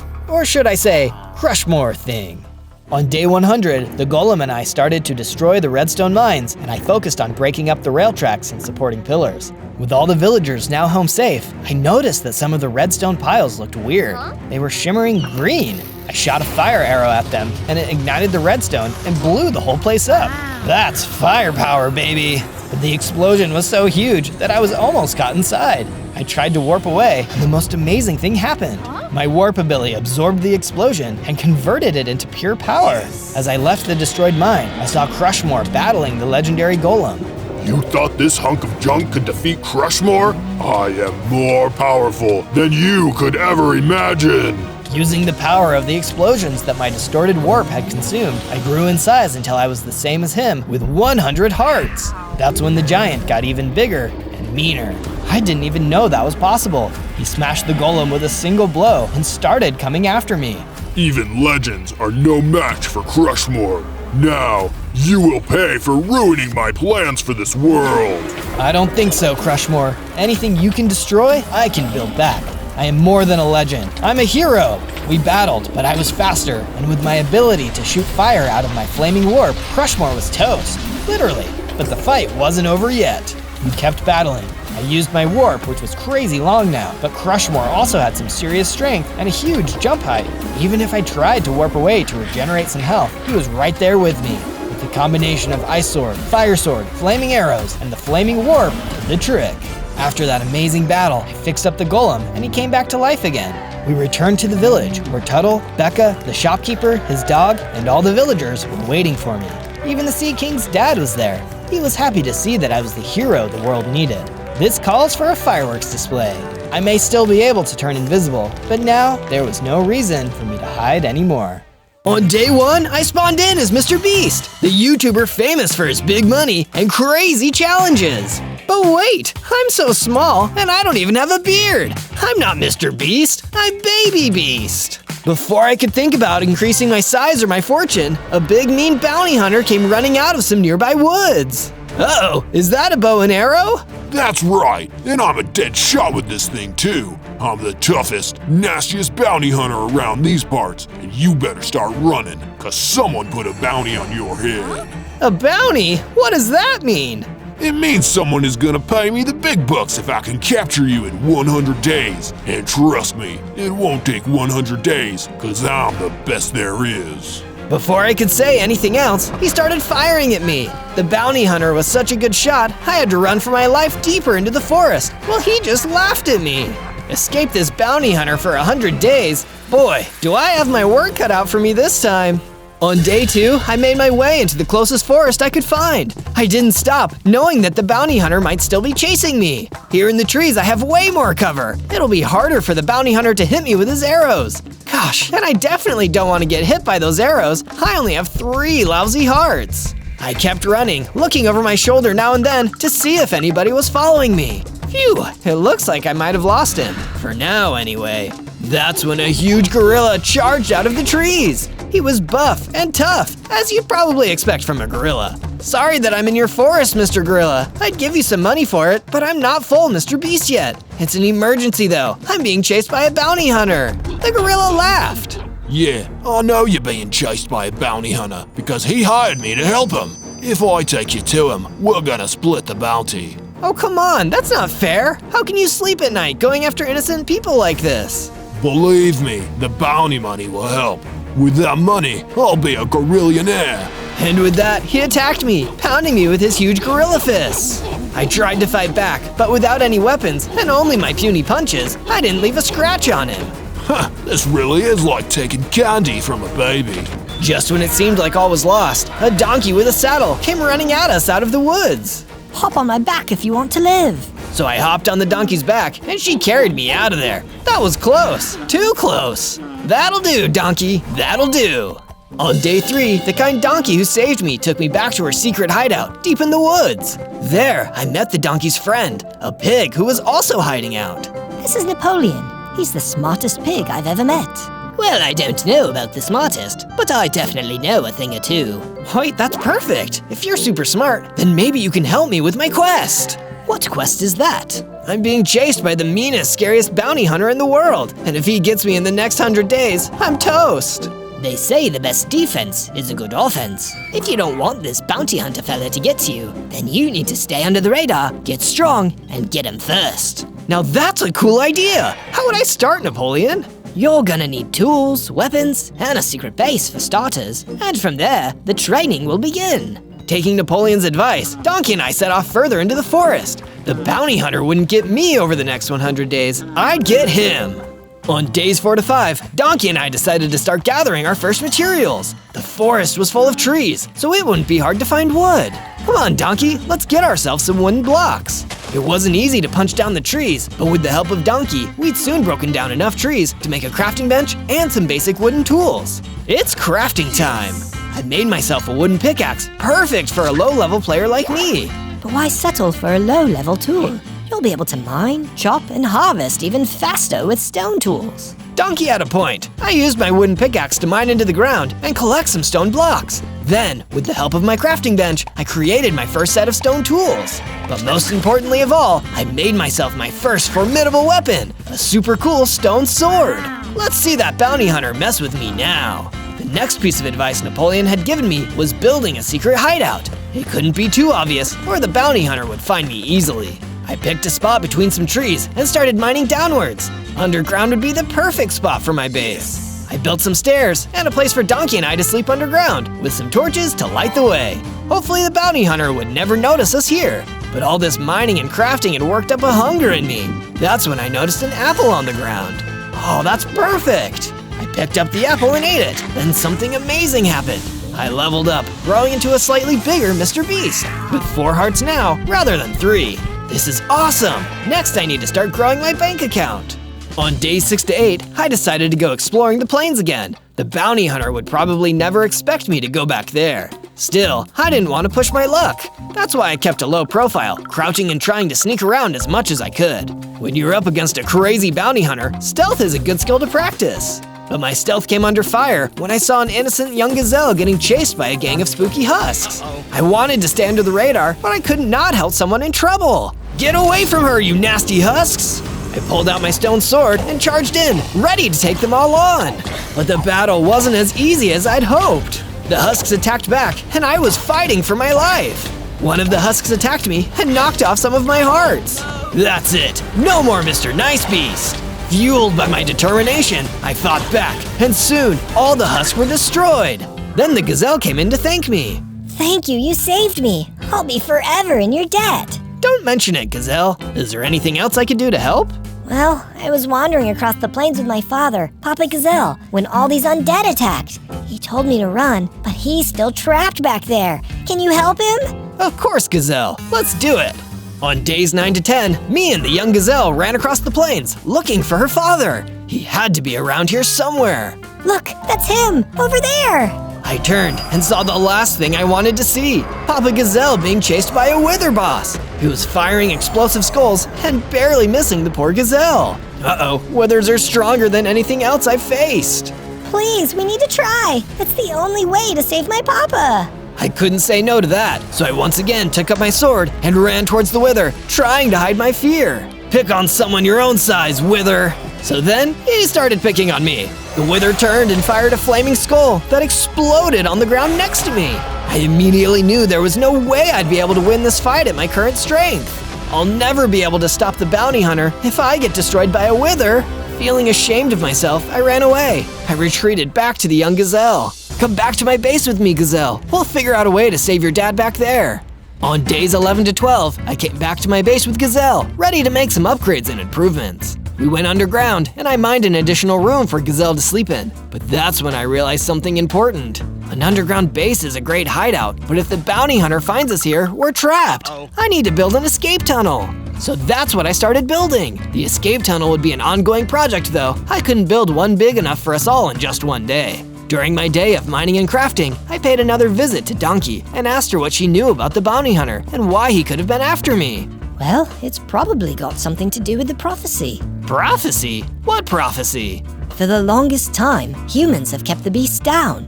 You know, beasts like me and Napoleon and Gazelle, and humans like it that way. But prophecy tells of a human who will liberate the beasts from human control and deliver us all to freedom. The prophecies say that this man would be named Mr. Beast. Wait, Mr. Beast? I'm playing Mr. Beast. Maybe the prophecy is about me. That explains everything.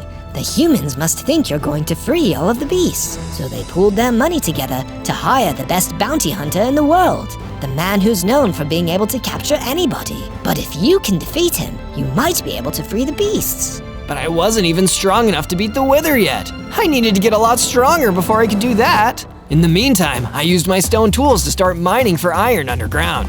This would help make all my tools and weapons stronger. After a short time, I found a nice stash of iron and mined it up. And it isn't all about fighting, it's important to have food too. That's why I started adding extra chests into my underground base where I could store all the apples I collected from the forest. On days 13 to 15, I once again returned to Donkey and asked her for advice on how I could get stronger.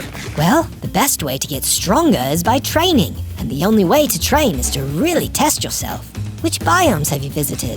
Now that you mention it, Donkey, I've only ever visited the forest and the plains. There's your problem. You're never gonna get stronger if you don't master every biome. Try to defeat a powerful enemy in the desert next. Great idea, Donkey! Before I headed to the desert biome, I needed to upgrade my equipment. I used the ironite mine to forge myself a new set of iron tools and some iron armor. And like Napoleon had said earlier, sometimes the best defense is a good offense, so I made myself a cool iron sword too. I'm feeling stronger already!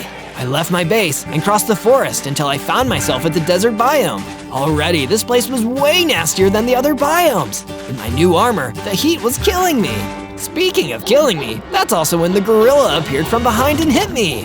Thought you could forget about your pal the gorillionaire, huh? That's a mistake you'll pay dearly for, my friend. What? How did you sneak up on me like that? I have my ways. Now it's time for me to take you down. I'm gonna get that bounty. The gorilla attacked me again, but this time I was stronger. His punches didn't do nearly as much damage against my iron armor. Now it's my turn, gorillionaire. With a few hits from my iron sword, he was down and I'd won. That's when I saw he dropped a frontiersman cap. This lets the wearer move faster while sneaking. This must have been how he snuck up on me.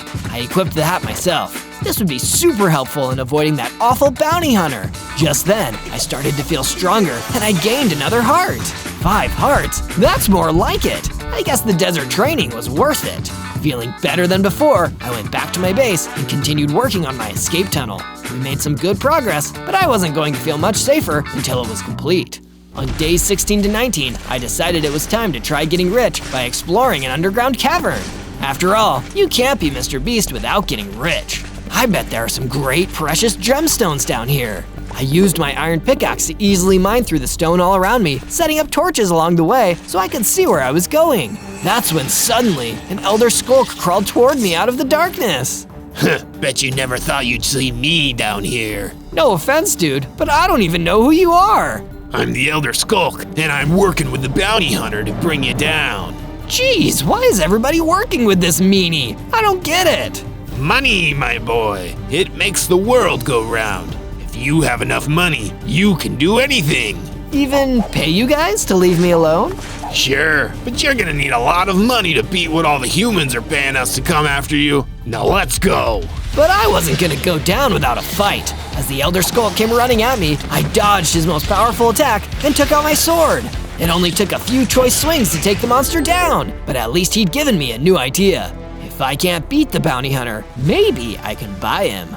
On days 20 to 22, I made my way back to the desert for more training. I was also gathering materials for more upgrades to my gear. That's when I got attacked by a swarm of spiders, all trying to bite and sting me. You guys are so rude. Can't you see I'm in the middle of something here? It didn't take long for me to swat those nasty insects with my sword. Then they dropped a protection enchantment along with some string. This will make my armor even stronger. I applied the enchantment and felt my confidence rising too. That's when I remembered something important. Papa Gazelle, I can save him now. As quickly as I could, I ran across the desert and returned to the plains. I saw the same sad display. Poor Papa Gazelle getting chased around by the Wither Boss, who was still firing skulls at him. I've had all I can stand, and I can't stand it anymore. It's time to take this Wither Boss out. I ran in, sword blazing, dodging every flaming skull the Wither Boss blasted at me. With one carefully aimed strike, the Wither Boss was gone. You're free now, Papa Gazelle. Go home, and I'll send your kid back to you. Papa Gazelle ran off. I'd finally gotten strong enough to free him. Maybe I could save myself from the bounty hunter after all. How sweet. You saved the gazelle, but it won't save you. I turned and saw the bounty hunter aiming his bow at me. How did you find me? You weren't exactly being subtle, kid, and you should know by now, I'm the best there is. He fired an arrow and got me square in the chest. Even with my enchanted armor, he knocked off some of my hearts. I better get out of here before he shoots me again. I ran away, zigzagging to avoid more arrows. You can run, but you can't hide.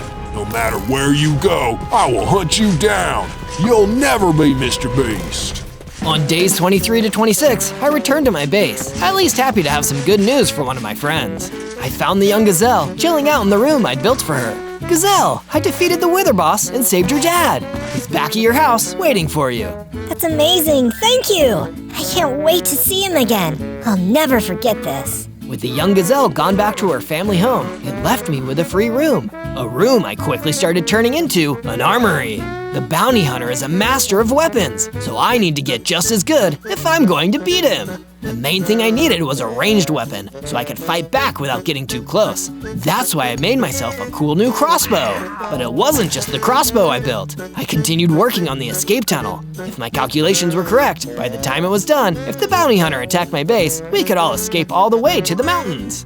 On days 27 to 31, I finished my escape tunnel and used it to travel all the way to the mountains. This will be the perfect way to get out of danger if I need to. Out of danger, you say? I turned to see that a snow leopard had somehow snuck up on me. I pointed my crossbow at him just to be safe. What are you doing here, snow leopard? Do you work with the bounty hunter? What? Heavens no! The bounty hunter aligned with the humans, just like the horde of Viking villagers who destroyed my home. They destroyed your home? That's terrible. Let me help you. How do I know you don't just side with the other humans? I'm not just any human, Snow Leopard. I'm Mr. Beast, the friend to all beasts. Go and stay at my base. You can take the escape tunnel. We'll make a plan to get back to your home later. Oh, thank you, kind stranger. In exchange for your generosity, I'll tell you the location of a cave with diamonds near here. The snow leopard marked it on my map and left back through the escape tunnel. I continued searching until I discovered the cave. And just like the snow leopard told me, there were some diamond deposits for me to mine in there. Jackpot! I'll be as rich as Mr. Beast in no time. I returned to my base, back through my escape tunnel. With all my new diamonds, I realized how drab my base looked. I crafted and added some banners and bookshelves to give it some ambiance. That's when the snow leopard approached me again. I sense a terrible disturbance. The Vikings who destroyed my home. I believe they've invaded the forest. We need to stop them at once. On days 32 to 35, Snow Leopard and I left the base and ventured back out into the forest, hoping to hunt down the Viking villagers who had destroyed his home in the mountains. Look, there they are. I'd recognize them anywhere. I looked straight ahead and saw what the Snow Leopard had seen. A group of armed Viking villagers surrounding the secret hideout of Napoleon the Pig. He was doing his best to reason with them. I don't want any trouble, fellas. I swear. I'm just a humble pig. Leave me be. But they weren't listening. The Viking villagers were about to attack Napoleon. I pulled out my crossbow and started blasting, hoping to distract them. Instead, it all broke out into chaos. Some of the Viking villagers ran towards me. Bird ran forward to meet and fight them. But as much as I tried to fire more crossbow bolts at the Viking villagers running for Napoleon, I was already too late. They destroyed him and burned down his hideout. Napoleon, no! This unlocked the secret rage of me and Snow Leopard. We charged in, him using his claws and teeth, and me pulling out my sword. It didn't take long for us to defeat the remaining Viking villagers. I'm so sorry about your friend. Perhaps humans and beasts can never live in harmony. On days 36 to 39, I needed a change of scenery to help me process Napoleon's death. I decided to make my way to the beach, sneaking all the way to make sure that the bounty hunter didn't come after me when I was most vulnerable. That's exactly the kind of mean move he'd go for. But while I was exploring the beach, I found another beast hanging around, a boar. He looked like he needed some help, and because he reminded me of Napoleon, I decided I'd do whatever I needed to. What's up, Mr. Boar? Do you have a problem that a Mr. Beast could help with? I was fishing for some magic yellow fish in the nearby ocean, but a small group of aggressive giant lobsters stopped me. I can take care of them, no problem at all. I found my way to the boar's fishing spot and saw the lobsters skittering around, snipping their big red claws. But they were no match for my crossbow. I pulled it out, and with a few well-placed shots, all the lobsters were gone. It felt good to be able to help someone after I'd had such a bad day. I went back to the boar and told him the good news. In return, he told me something interesting. The bounty hunter had a weakness. His powers were reduced in the dark. Thanks for the tip, Mr. Boar. That'll probably come in real handy. On days 40 to 43, I returned to my base and continued to spruce it up. I installed lanterns down the length of the escape tunnel just to make it easier to use. That's when Donkey approached me with a request. I heard about some horse friends of mine that escaped from a human stable. Would you mind building some extra rooms for them down here so they have somewhere to be? Of course, Donkey. That'll be no problem at all. I mined a few extra rooms and widened the entrance to the secret base so we could fit some of Donkey's new horse friends inside. The more the merrier. While the horses filed in, Snow Leopard came into my room and shared some vital information. My Snow Leopard senses have been speaking to me again. There's an abandoned mine deep in the forest that I visited once. I have a feeling you may find something you're looking for there. Just be warned, it may be looking for you too. On days 44 to 49, I made my way deep into the forest in the dead of night. I started traveling at night more often since the boar told me the bounty hunter's weakness. Soon enough, I'm gonna be strong enough to beat you, bounty hunter. Eventually, I found the abandoned mine that the snow leopard had told me about and crept inside. It was dark and spooky in the abandoned mine, so I used some torches to light the way. However, the second the torches were in place, I heard something coming towards me. Hey, who goes there? I was lucky and dodged in time as an arrow flew towards me and embedded itself in the wall next to me. An arrow that could have only belonged to one person I knew, the bounty hunter. Hello again. You've fallen right into my trap. The bounty hunter stepped out of the darkness. I know about the prophecy, bounty hunter. I know why the humans paid you. They know I'm Mr. Beast, and they hate the beasts, so they want to stay in control of them. The bounty hunter laughed. They don't hate the beasts. They're jealous of the beasts. They were born with brains, but the beasts were born with natural strength and instincts. What they really want is to harness the beast, produce something with the mind of a human and the strength of a beast. Such a thing is impossible, bounty hunter.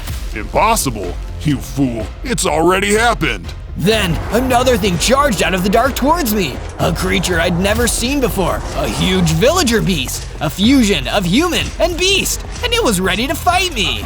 Good luck, you're gonna need it. And with that, the bounty hunter disappeared, leaving only me and the villager beast. It was time to fight! On days 50 to 53, the villager beast ran at me, moving faster than I'd ever seen a human move before.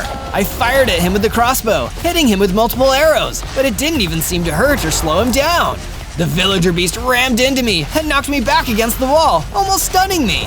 I pulled out my sword and tried to fight back. It was shockingly fast and strong, managing to deflect or simply ignore most of my attacks. In the end, it took all the strength I had to finally defeat this unnatural monster. Jeez, I hope I never have to fight one of those horrible things again. When the villager beast died, it left a book marked research notes on the ground. It seemed to have been written by some kind of evil scientist, probably the one who'd first made this monster. The tests are going well, but the subject is still far too weak. I need the bounty hunter to capture even stronger creatures if I'm to master the fusion and create the ultimate combination of human and beast. The time will soon come when I have perfected the process, and then nothing will stop us. Uh-oh, that doesn't sound good.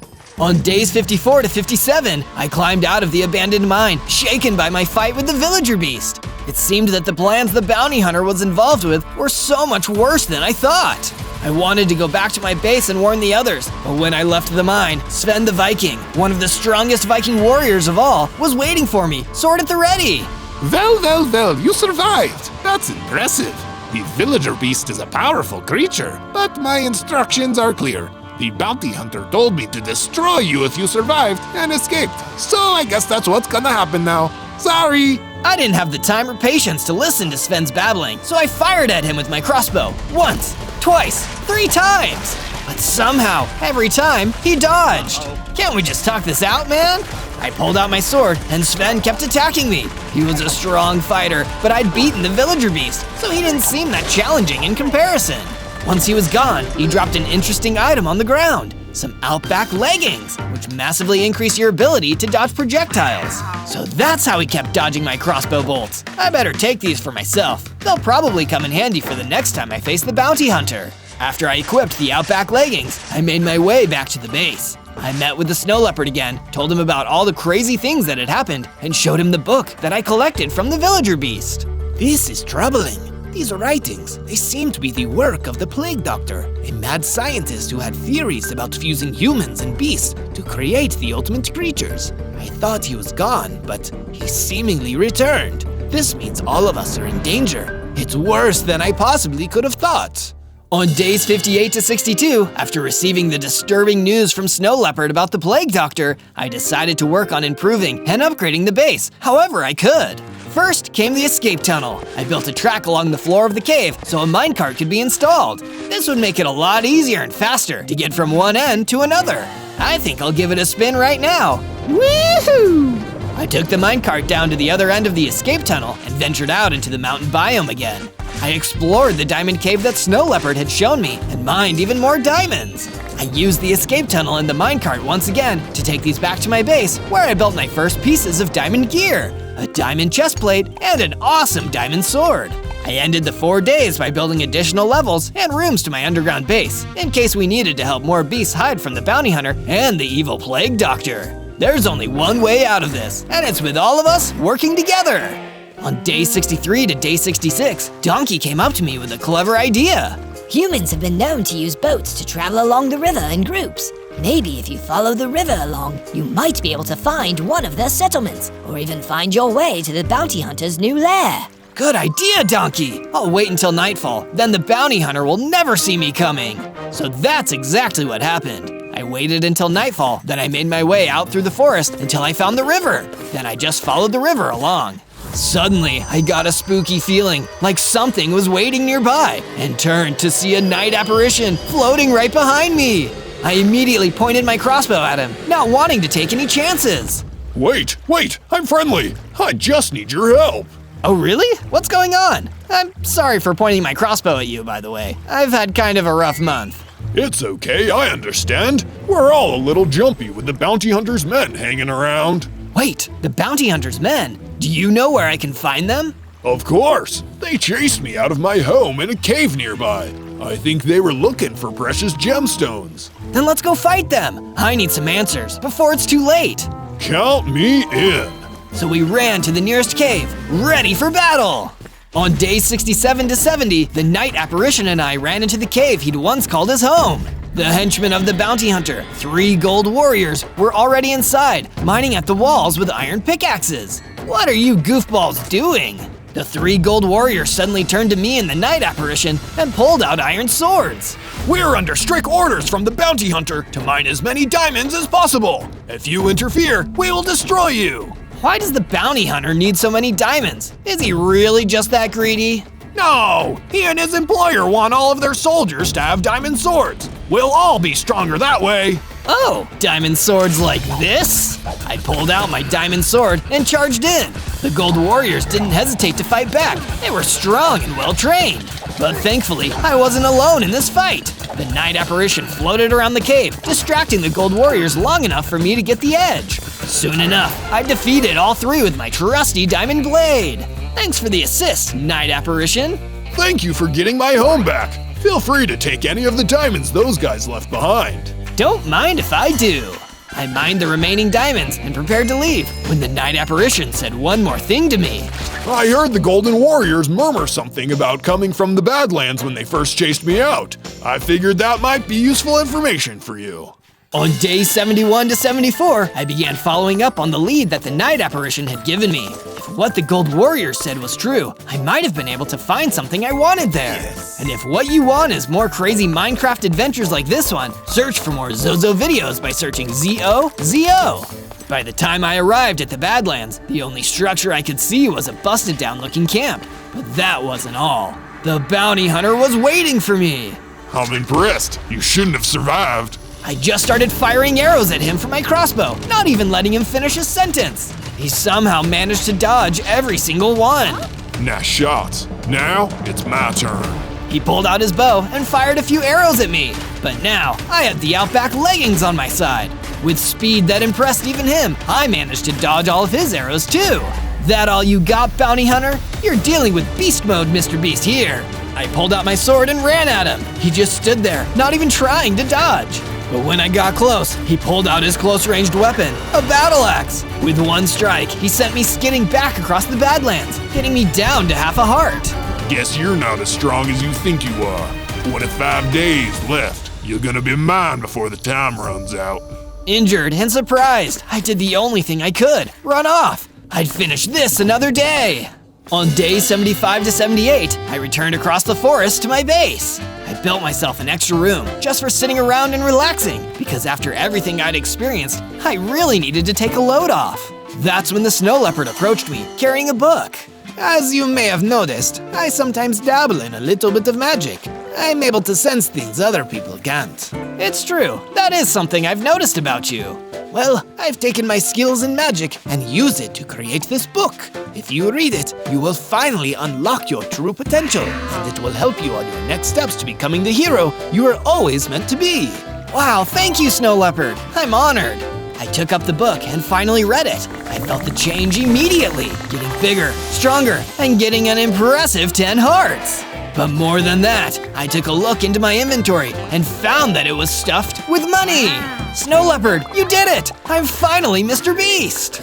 On days 79 to 84, I went out to the desert to test out my new Mr. Beast powers. I soon encountered one of the most dangerous creatures in the desert, the sand and wind spirit known as the Guster. These things really packed a punch, but thankfully, so did I. I ran in with my diamond sword, feeling no fear, and destroyed the Guster in a single strike. Whoa, I really am strong now. My strength caught the attention of a nearby roadrunner who wanted to see if I was as fast as I was strong. He challenged me to a few races. You're on, roadrunner. We ran up and down a stretch of the desert together. I was faster than I expected, but he was way faster than that. It seemed that no matter how fast I went, the roadrunner was always just a little bit faster.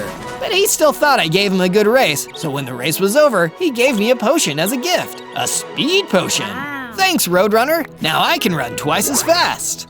On days 85 to 89, I put my new speed to good use, running all the way back to my base, only to find that its secret entrance had been discovered, and it was being attacked by a group of villager beasts, just like the one that had attacked me in the abandoned mine. You guys aren't meant to be here. Wait, what about my friends? Thankfully, my hard work earlier had paid off. They'd all escaped through the minecart escape tunnel before the villager beasts could get to them. But those monsters were still destroying my base.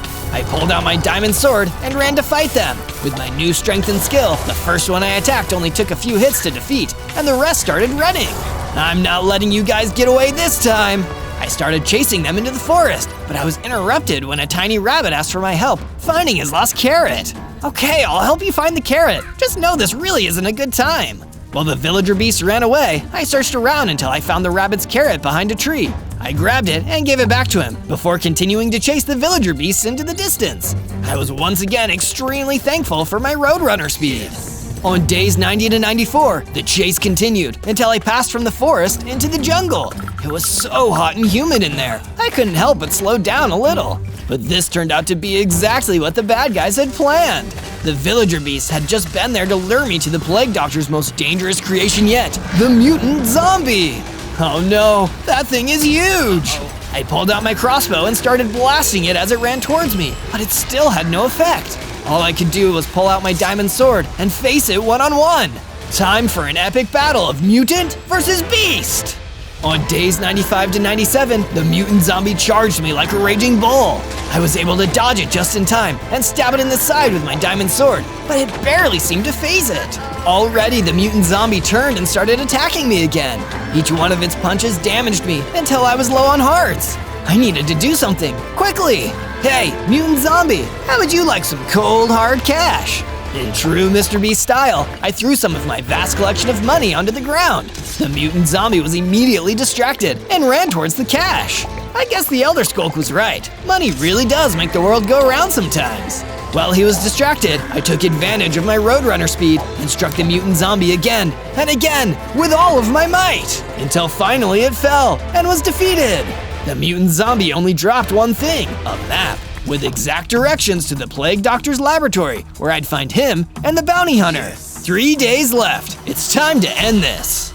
On day 98, I made my way back to my base to make the final preparations for my assault on the plague doctor's lab. As I prepared, my friends from around the base came to offer me some help or words of encouragement. First came the horses. Thanks for giving us a place to stay. You're a real beast. Next came the snow leopard. You can do this. The prophecy has all been true up to this point. You will defeat the bounty hunter, destroy the plague doctor, and liberate the beasts. And finally, my oldest friend, the donkey. I made you something special to bring with you. Firework bolts. These will really make your crossbow pack a punch. With everything said and done, it was time to make my way to the laboratory and save the day. On day 99, I crossed the forest, following the directions on the map left by the mutant zombie. On the way there, I passed a turtle, minding his own business in the forest. Good luck. I believe in ya. Thanks, Turtle. I'm sure it'll be turtly fine in the end. Okay, don't push it. I kept walking, remaining stealthy, until I saw the Plague Doctor's laboratory in the distance. But this wouldn't be as easy as I thought. The building was surrounded by villager beasts. I loaded up one of my new firework rounds into my crossbow and prepared to fire. But if I missed my shot, would it lead the other one straight to me? I might have miscalculated here. That's when an unexpected old friend turned up. It was the young gazelle, who I'd saved months ago. She ran past the front of the laboratory, catching the attention of the villager beasts. They started chasing her, running away from the entrance of the laboratory. Finally, my chance! Using my Roadrunner speed, I ran straight for the door. On day 100, I entered the laboratory, crossbow loaded and ready to fire. The laboratory was eerie. It was filled with cells containing more villager beasts, who must have been the failed experiments of the Plague Doctor. Do you like what you see, young man? I turned and saw the Plague Doctor, and of course, the bounty hunter waiting for me. All these wonderful creations, but they're flawed, aren't they? But you can't make a delicious meal without the best quality ingredients. And for perfect human-beast hybrid, I need the ideal subject. Once my bounty hunter has defeated you, you will be that subject. It's why I put that bounty on you in the first place. Day 100. You made it all the way. I hope that eases the pain of being defeated. Not a chance, bounty hunter. I'm not just some pesky human. I'm Mr. Beast. The bounty hunter pulled out his bow and prepared to shoot, but I was quicker than he was. I fired a firework bolt at him, but I didn't wait up. I pulled out my diamond sword and ran at him, ready to land a lethal blow. Bounty hunter, destroy! The bounty hunter immediately pulled out his battle axe and parried the blow from my diamond sword. He was a formidable opponent. You've gotten strong. I'm impressed. We clashed weapons while the Plague Doctor watched. I needed to keep absolute focus in order to dodge or block every attack he threw at me. I was just waiting for a window. At the perfect moment, I pulled out my crossbow and fired one of the firework bolts at close range, right into the bounty hunter's chest. He was finally defeated. You've won. Well done. Now finish me off. What? No, I'm not gonna finish you off. I'm going to hire you. Just like Mr. Beast, I laid out stacks of money in front of him, even more than the bounty that the Plague Doctor had put on me. Wow, that's a lot of money. What would you like for me to do, boss? I want you to destroy this entire lab, take the Plague Doctor to jail, and retire. I'll make it happen, boss. What? You can't do that! No! No! And with the bounty hunter now doing my job for me, I decided to do the most sensible thing, go back to my base and hang out with my friends. On day 1, I spawned into the middle of the Black Forest as HEROBRINE, Minecraft's spookiest phantom. Well, a baby version of HEROBRINE anyway. But why am I here? I was on some kind of altar with a sinister robed figure standing and staring at me. Yes, my plan worked. This is the growing sign that my powers are growing. Plan? Powers? Who are you? And what's going on here? You don't know the name of your master, boy. I am Dorian, the drowned necromancer, master of the undead. And you are my servant. Servant? I didn't sign up for that. I don't even want to be a ghost. I want to have a body. What you want doesn't matter. Without me, you wouldn't exist. And unless I choose to give you a body in the next 100 days, your spirit will fade away into nothingness. Bow to me, boy. Never! And my name is Zozo. With all my might, I jumped out of the altar and ran off into the forest as fast as I could. I didn't want anything to do with Dorian, the drowned necromancer, and his plan to get more power. I need to work on my plan, getting my body back. When I was convinced that I'd lost Dorian, I hid under a tree for the rest of the day. As a restless spirit, I couldn't even get any rest. Being HEROBRINE sure isn't easy. On day 2, I decided to further explore the Black Forest. It was dark and spooky, the exact kind of place that a scary spirit like me would be summoned. If I wasn't a ghost myself, I'd be afraid of running into a ghost around here. And, oh geez, I only have 5 hearts. I thought ghosts were meant to be more durable than this. But I didn't have time to wallow in self-pity for long, because a gang of frightening dreadliches emerged out of the trees. Why is everyone around here so eerie? We serve our glorious master, Dorian, the drowned necromancer. He gave us new life, so we owe everything to him. Oh, that's just my luck! And I guess you want to kidnap me and take me back to him for his sinister plans? Huh. We didn't expect you to already know this. I guess it saves us some explanation time at least. In the name of Dorian, we commandeer your soul! The Dread Liches punched me! With no weapons and very low health, I didn't have any hope of fighting back against them. Instead, I turned around and ran as quickly as I could. My soul, my rules! The Black Forest seemed dark and infinite, so at least it wasn't difficult to lose those nasty liches. The downside was that I'd gotten lost myself, and as I wandered through the forest, getting more and more creeped out, I ran into a siren! Oh, another ghost! How exciting! Wait, you can see me? Of course I can see you. I'm a psychic. Sarah the Psychic Siren, General Services. Pleased to meet you. So, you're not going to try to steal my soul like everyone else I've met? Steal your soul? Heck no. I'm a huge supporter of spirits' rights.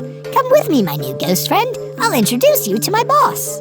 Finally, having met someone nice, I followed Sarah the Psychic Siren through the trees. On day 3, Sarah led me through the forest until we came upon a small cottage. A sign outside read, "Psychic Services for all ghosts." Wow, I had no idea this kind of place existed, Sarah.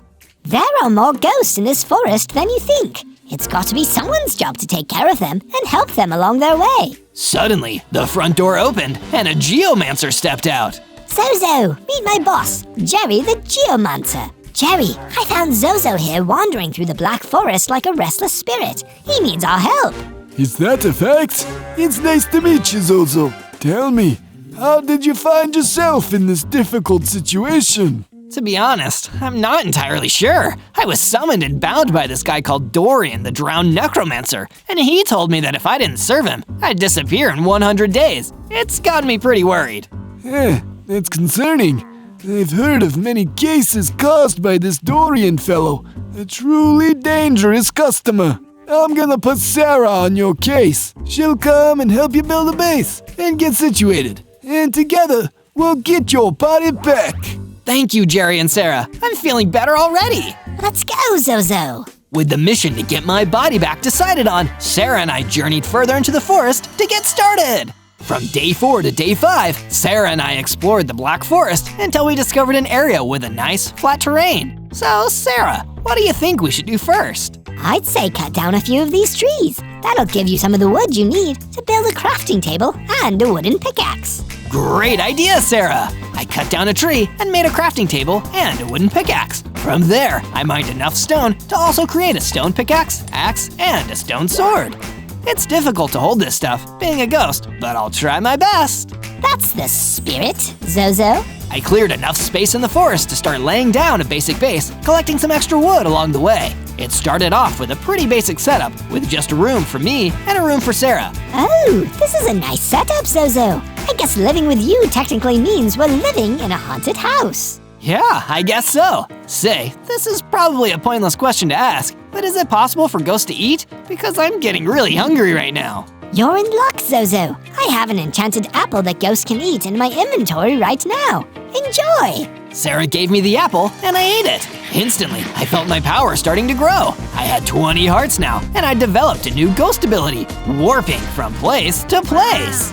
This is fascinating, Zozo. I feel so lucky that I'm getting to see it. From day 6 to day 8, I went wandering around the nearby Twilight Valley, looking for more rare enchanted food. As a ghost, my ghostly hunger was really difficult to satisfy, and Sarah didn't know how to enchant more food. It kinda sucks to be a ghost. I still have a lot of the downsides of being human, plus a bunch of new downsides. But while I was wandering around the valley, I heard some commotion and ran in to see what was happening. Maybe I can help someone. In the distance, I saw a Vindicator Chef, one of the most powerful types of chefs in the world, being attacked by a nasty gang of skeleton vanguards.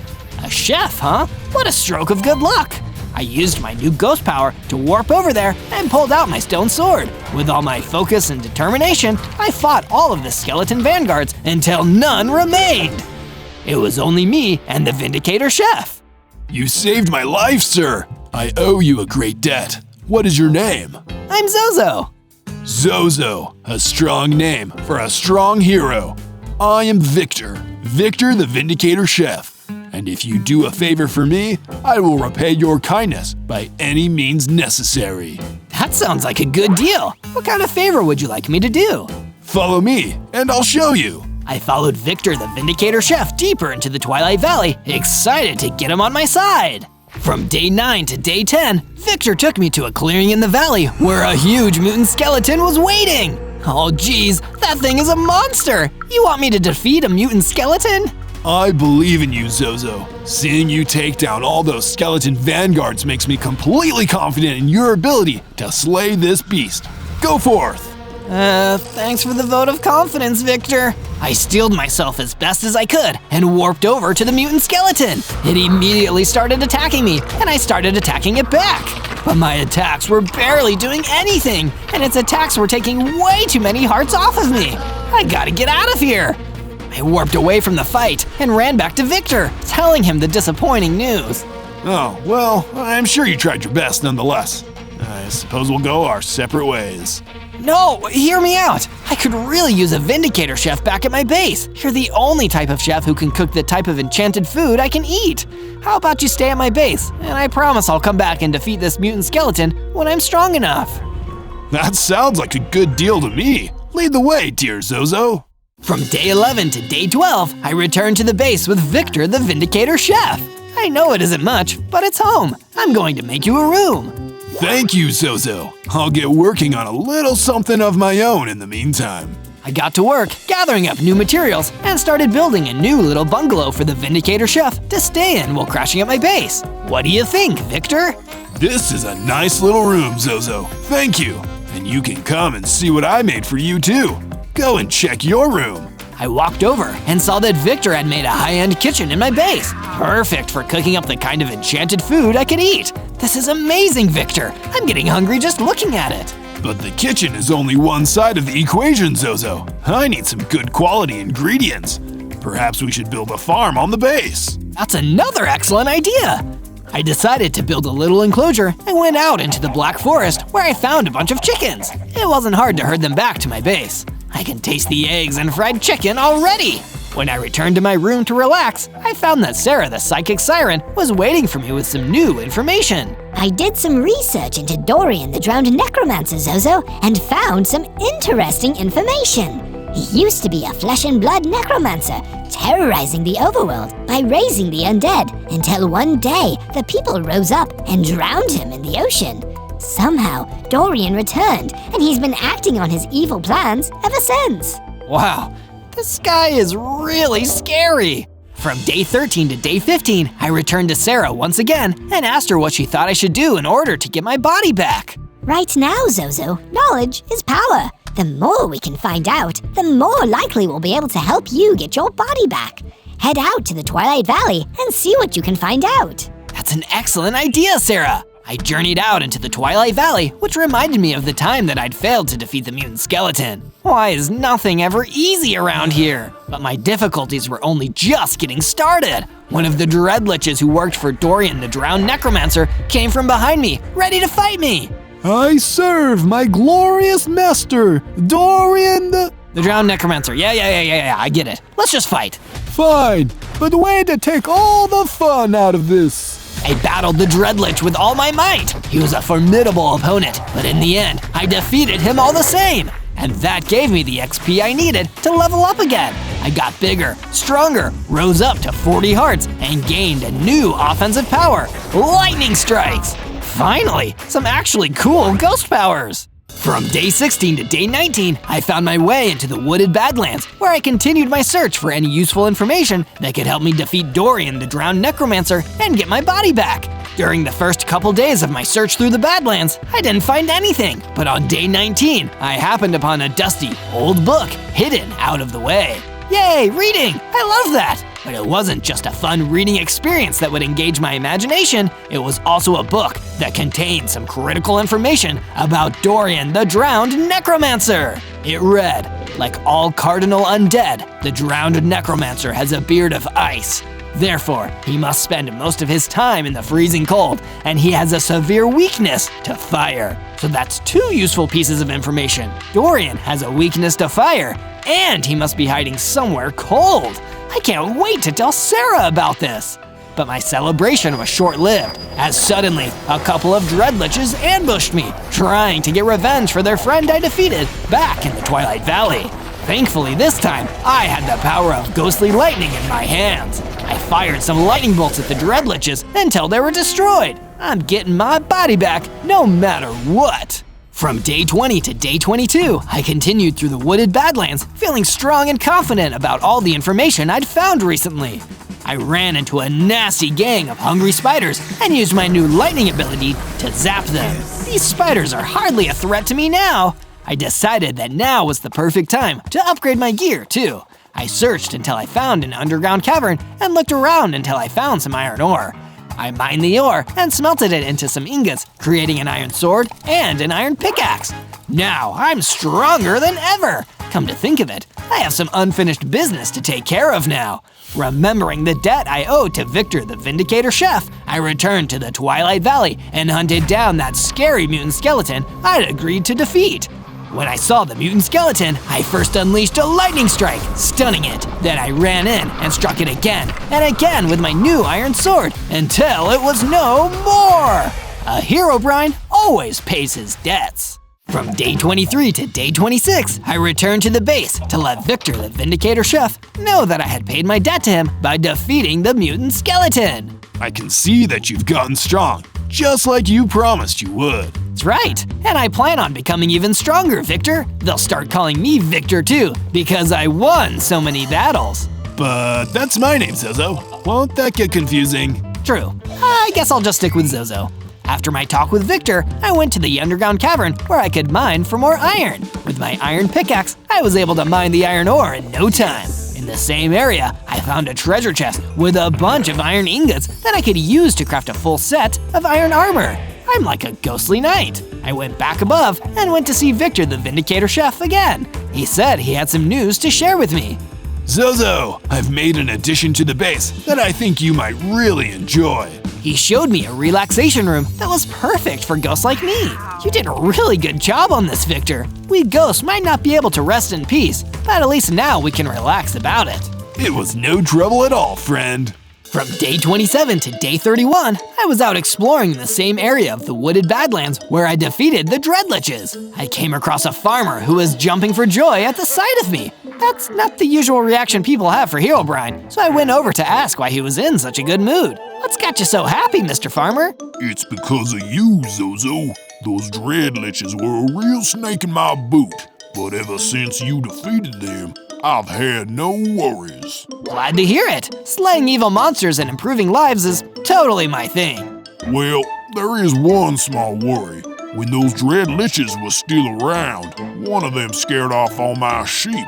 I needed them for wool. I'll help you out. You can even come live at my base if you'd like. That sounds pretty keen, Zozo. I led the farmer back to the base, then set off through the Black Forest to find some sheep so I could gather the wool that the farmer was looking for. Taming them was easy enough, and soon there was enough wool to go around. Afterwards, I decided to do some decorating. These HEROBRINE banners will show the mobs that this base is home to one mighty ghost. With the decorations done, I found Sarah the Psychic Siren waiting inside. There you are, Zozo. You have to leave the base with me now. It's an emergency.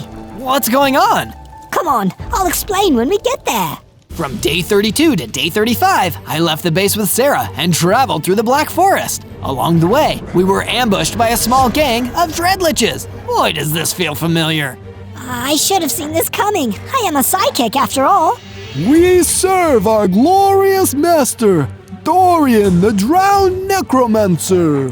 They really do say it every time, don't they, Sarah? They sure do. Hey, don't diss our catchphrase, or we'll have to get mean. Well, meaner.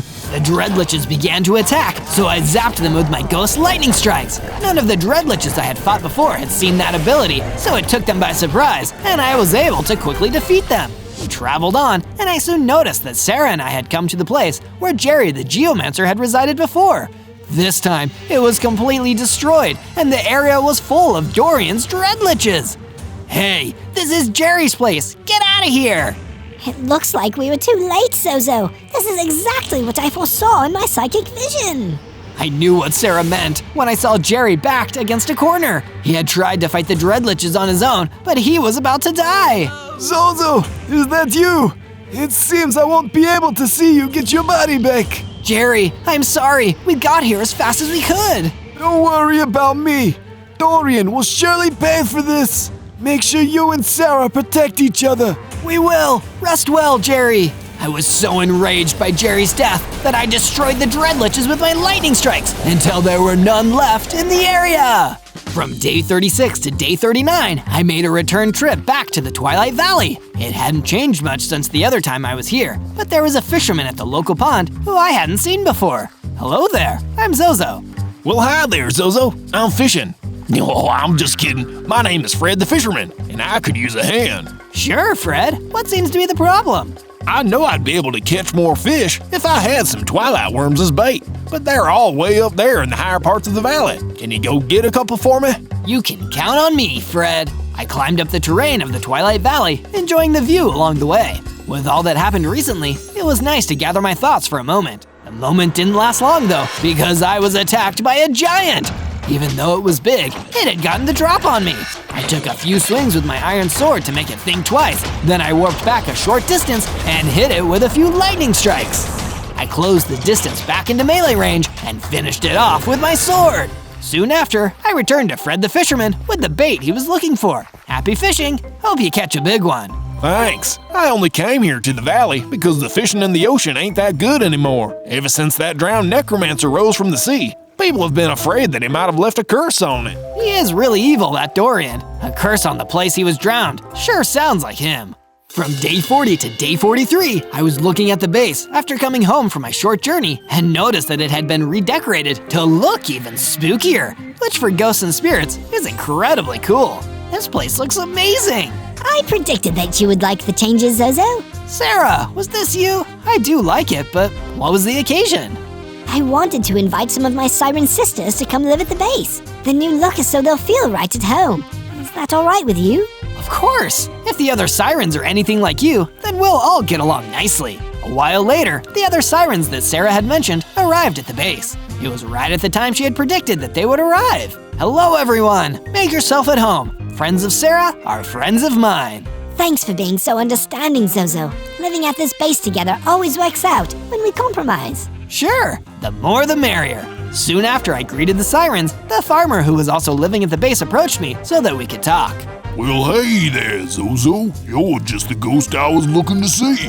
I have another job for you, if you're willing. Of course, I'm always willing to help a farmer in need. I heard from some other farmers that there is a mutant Enderman running around and ruining everyone's crops. If you could take care of that mob, you'd be helping farmers everywhere. You can count on me. From day 44 to day 49, I took up the farmer on his request and traveled to the Taiga Mountain. That mutant Enderman who was causing problems had to be around here somewhere. But it wasn't just mobs I had to worry about. Dorian was here on the mountain too, alongside a mutant zombie. Well, well, well, if it isn't the HEROBRINE who defied me. How has the spirit been faring? You're probably close to fading away into nothingness by now. You wish, Dorian. My ghost form has only gotten more powerful, and I will use everything I have to get my body back. Easier said than done, Zozo. You really think getting your body back will be so simple? I was counting on your ghost to become a vengeful spirit. Wait, what do you mean? Do you think the restless dead can return so easily to the way they used to be? Why do you think I still carry the curse of undeath after the villagers drowned me? It's because there is no way back to life for us evil spirits. It can't be. Have I been getting stronger for nothing? Yes, embrace your rage and frustration. Become the monster HEROBRINE and forget about reclaiming your body. My undead will help you become what you are meant to be. Dorian, the drowned necromancer, disappeared into a fog, leaving behind the mutant zombie to battle me. From day 50 to day 53, I started my battle against the mutant zombie that had been sent against me. My lightning strikes were proving effective, but because of what Dorian, the drowned necromancer, had said, I was starting to get worried about using my ghost powers. I switched to my sword and hacked away at the mutant zombie. I didn't use my warp or my lightning strike. It made the fight a lot harder, but I had to believe that I was more than just the monster HEROBRINE. I am going to get my body back, no matter what! The mutant zombie was defeated after a big struggle, and it dropped a spellbook once it was defeated. I took a moment to examine it, and I saw a flashback to Dorian's revival. He had just emerged from the ocean as a drowned necromancer and was looking to get revenge on the people of the world for what they did to him, casting down lightning strikes in his wrath. He researched the legends of other powerful undead beings, and he eventually came across the story of HEROBRINE. It looked like he didn't just steal my body to make me into a ghost. He wanted to make me just like the dangerous and evil HEROBRINE from the stories. Maybe then, he'd finally have someone else as tortured and wicked as himself to hang out with. From day 54 to day 57, I resumed the farmer's quest to stop the mutant Enderman in the Taiga Mountain. I found the mob in the process of a rampage, and with some nervousness, I approached. Can I actually defeat this mutant Enderman without my ghost powers? The mutant Enderman sprinted at me and swiped at me with its powerful limbs. My hearts were getting low, and I was still weakened from the fight with the mutant zombie.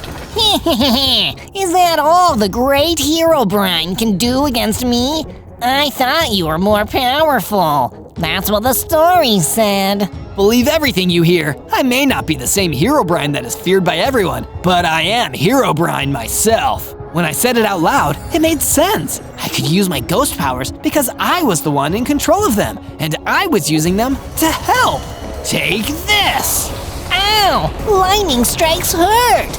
I thought I could be the scariest, but now I'm done for! My ghost powers made short work of the mutant Enderman. He dropped an item upon his defeat, which turned out to be an antler headdress. With this headgear equipped, all of my attacks would gain greater knockback. What a neat upgrade! I returned to the farmer at the base and told him that I had defeated the mutant Enderman. It seems that I can always count on you, Zozo. As a reward for getting rid of that mutant Enderman, I'll tell you a secret about Dorian, the drowned necromancer. What do you know about him? I was there when the villagers drowned him in the ocean. His last words were a curse to everyone. He said, "Soon you'll all feel the loneliness that I have felt." What did he mean? I don't know, but he probably had something real evil in mind when he said it. From day 58 to day 62, I managed to herd some more chickens into the base just to make sure we had a big enough food source for everyone. Then, I made my way deep into the underground cavern so I could do some mining for better materials. I used my iron pickaxe to dig until I struck diamonds and mined myself enough to create a diamond pickaxe. I equipped the new tool and kept mining diamonds until I had enough to craft a diamond sword, leggings, a chestplate, and boots. This new weapon and armor would serve me well in battle against the undead forces of Dorian, the drowned necromancer. With my first pieces of diamond armor and gear in tow, I returned to the base, and there were now floating lanterns of ghost lights around the base. I even found that a new room had been added. Sarah had been hard at work, making our haunted house into a haunted home. This is just my way of saying thanks, Zozo. You've really been a friend to everyone after we lost Jerry the Geomancer. I feel like I could stay here for a very long time. Thanks, Sarah. That means a lot too, because for ghosts like us, a really long time might mean eternity. From day 63 to day 66, I was down in the underground cavern making some expansions to the mine when Victor the Vindicator Chef came to see me. Hey Zozo, I heard that you were still looking for your original body. There's a biome nearby where you may not have looked yet. Oh really? Well, I'm glad you thought to tell me about it, Victor. I went back above ground and traveled to the place that Victor had told me about, the Wooded Badlands. I looked around for any signs of necromancy magic or a gravestone, anything that might lead me to my body. That's when I noticed a scary Gorgon sneaking up on me. Boo! Hey, don't say boo to me. I'm a ghost. That's our thing. Sorry. I thought it would be fun to startle you. I didn't mean any offense. It seemed like she meant it. That was a relief, because I thought I would have to fight this Gorgon. You're a lot nicer than you look. I could say the same thing about you. You're the HEROBRINE, aren't you? Sorta. I'm the new HEROBRINE. My name is Zozo. Zozo, huh? I'm Morgan. You could still help me with a HEROBRINE quest, right? I think so. What did you have in mind? Oh, you agreed! This way, a new ghost friend. From day 67 to day 70, I followed Morgan the Gorgon through the wooded Badlands to find out more about this HEROBRINE quest she had mentioned. So, aren't you curious about this HEROBRINE quest of ours? Yes, actually. I was waiting for you to tell me more. Well, according to the scary stories about HEROBRINE, he is supposed to be the most powerful undead because of his ability to rebuild and destroy. Rebuild and destroy? Yes, HEROBRINE can destroy and rebuild the world however he wants, and anyone who is able to control him would be able to gain the same power. I don't have that kind of power. Not yet. That's why we're on this quest. You need to regain your power by facing down another being that HEROBRINE fought. That's why we're headed to the lair of the Dreadbeast. We soon arrived at a part of the wooded Badlands where the dangerous mob, known as the Dreadbeast, was known to have her lair. Come on out, Dreadbeast. I am Zozo the HEROBRINE, and I challenge you. The Dreadbeast soon emerged and roared with anger. You think you're HEROBRINE? Please, I battled the real HEROBRINE in the past. You'll never be as powerful a ghost as him. We'll see. The Dreadbeast charged in, but I knocked her back with a couple slices from my diamond sword, combined with the increased knockback from the antler headdress. She tried to resist and charge at me, but I warped out of the way and brought down lightning strikes until she was defeated. From day 71 to day 74, I thanked Morgan the Gorgon for helping me learn more about the HEROBRINE from the stories and left her to travel further across the wooded Badlands in search of my body. I was starting to get the hang of this new spooky HEROBRINE story, and I was also starting to think it was going to end up being a pretty good one. But it's not the only story that you can find on this channel, so you should look for my other videos by typing ZO into the search bar. I arrived at a rundown structure in the middle of the wooded Badlands. I thought it maybe had something to do with how my old body might have lived. Yeah, I can feel it. I was definitely here before I was a ghost. But that's what you are now, so why try to go back? Dorian, it's you. Still chasing after the past, Zozo? You will become my HEROBRINE, and I will use your powers to rebuild a world where everyone is as lonely as I've been. That's a terrible thing to do, and I won't let you get away with it. I tried to lightning strike him, but he was immune to the damage. When I swung my diamond sword, he struck back with his own weapon, doing far more damage than I could do to him. Fool, you actually thought I wasn't prepared to fight you. You'll get a bit stronger, but your ghost form will still fade away. Before then, I do hope you help me achieve my lonely world. What else do you have to continue on for? Dorian, the drowned necromancer, spared my ghostly life, probably because I was still important to his plans. One thing's for sure, I need to get stronger than he ever imagined I could be. From day 75 to day 78, I kept thinking about how I should face Dorian the drowned necromancer. He had been a restless spirit for a lot longer than me, and maybe I'd have to become just as evil as him to have a fighting chance. But I don't want to be evil. I don't want to be that kind of HEROBRINE. Seeing that I was down, Sarah the psychic siren came to my room to cheer me up. Zozo, I foresaw that you would be sad, so I made sure to give the base an almost invisible enchanted mist so it'd be hidden from attacks. That way, nobody will disturb us without us expecting it. That's really good, Sarah. Thank you. Let me tell you, Zozo, in my professional opinion as a psychic, I don't predict that you'll turn evil. I hope I can live up to your predictions. I went outside for a bit to get some air, and shortly after, Victor the Vindicator Chef joined me with a fresh new magic cake that he had just baked. Give this a try, Zozo. I think it might just pick you up. Thanks, Victor. I gobbled up the cake and felt a transformation coming on. I doubled in size, and my heart gauge increased to contain 80 hearts. Victor sure knows how to cook. From day 79 to day 84, I went back to the wooded Badlands to see if I could face Dorian the drowned necromancer again. I knew this whole thing would be over if I could just shut him down. Dorian wasn't here himself, but it seemed like he might have used some of his necromancy to mobilize a few random skeletons to fight me. With my lightning strikes, I was easily able to blow away these weak undead. I wasn't satisfied with the amount of searching I'd done here, so I examined the structure more closely. That's when I noticed doors that led to a dwelling where a pink pixie was staying. Hello there, I'm Zozo. Do you know anything about who used to live here? Yeah, I do. There was a village here that was destroyed by storms, a blizzard, and a thunderstorm. There was only one surviving villager, and he was really alone. Was that villager HEROBRINE? Yeah, this is the place where HEROBRINE's story began. The land has been cursed, and plants have never grown as well here since. It's just like that curse that Dorian put on the ocean. I've got to put the hero in HEROBRINE and find a way to lift both of those curses. This may help you in your journey, Zozo. Pixie gave me a netherite helmet, an extremely durable piece of armor that would certainly give me a fighting chance the next time I saw Dorian. From day 85 to day 89, I returned to my base, excited to show my friends the awesome netherite helmet I'd been given. Instead, I found a bunch of dreadliches invading my base, trying to find and attack those same friends. Oh, I can't let this slide. I don't want to overuse my ghost powers, but for the sake of my friends, it's a risk worth taking. I started firing lightning blasts left and right, destroying them quickly and dropping their morale. The rest saw my skills and took off running, but I wasn't going to let an attack on my own base slide. I came running after them. But while chasing them, I ran into a troll who seemed to be crying. As much as I wanted revenge, I didn't want to leave a clearly distressed guy on the hook like that. So I asked him what was wrong. I've been working on my novel, but I can't seem to get through it. I'm losing confidence in myself. You can do it, Mr. Troll. Just believe in yourself and try to get past the first draft. I'll be excited to read it when it's done. Thank you, kind stranger. I'll never forget this.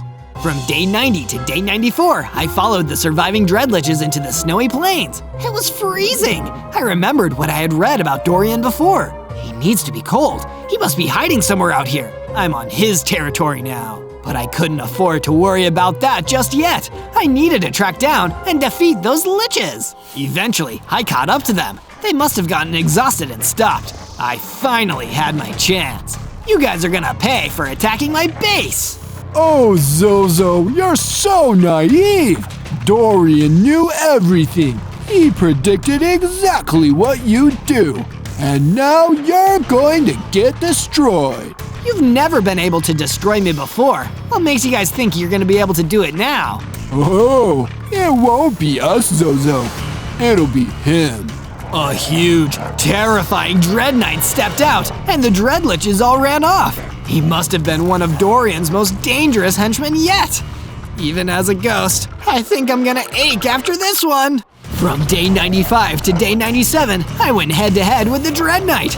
And he was as fast and as powerful as I'd feared. And as the battle went on, I was worried I might be doomed until I got a second wind and fought back with all of my might.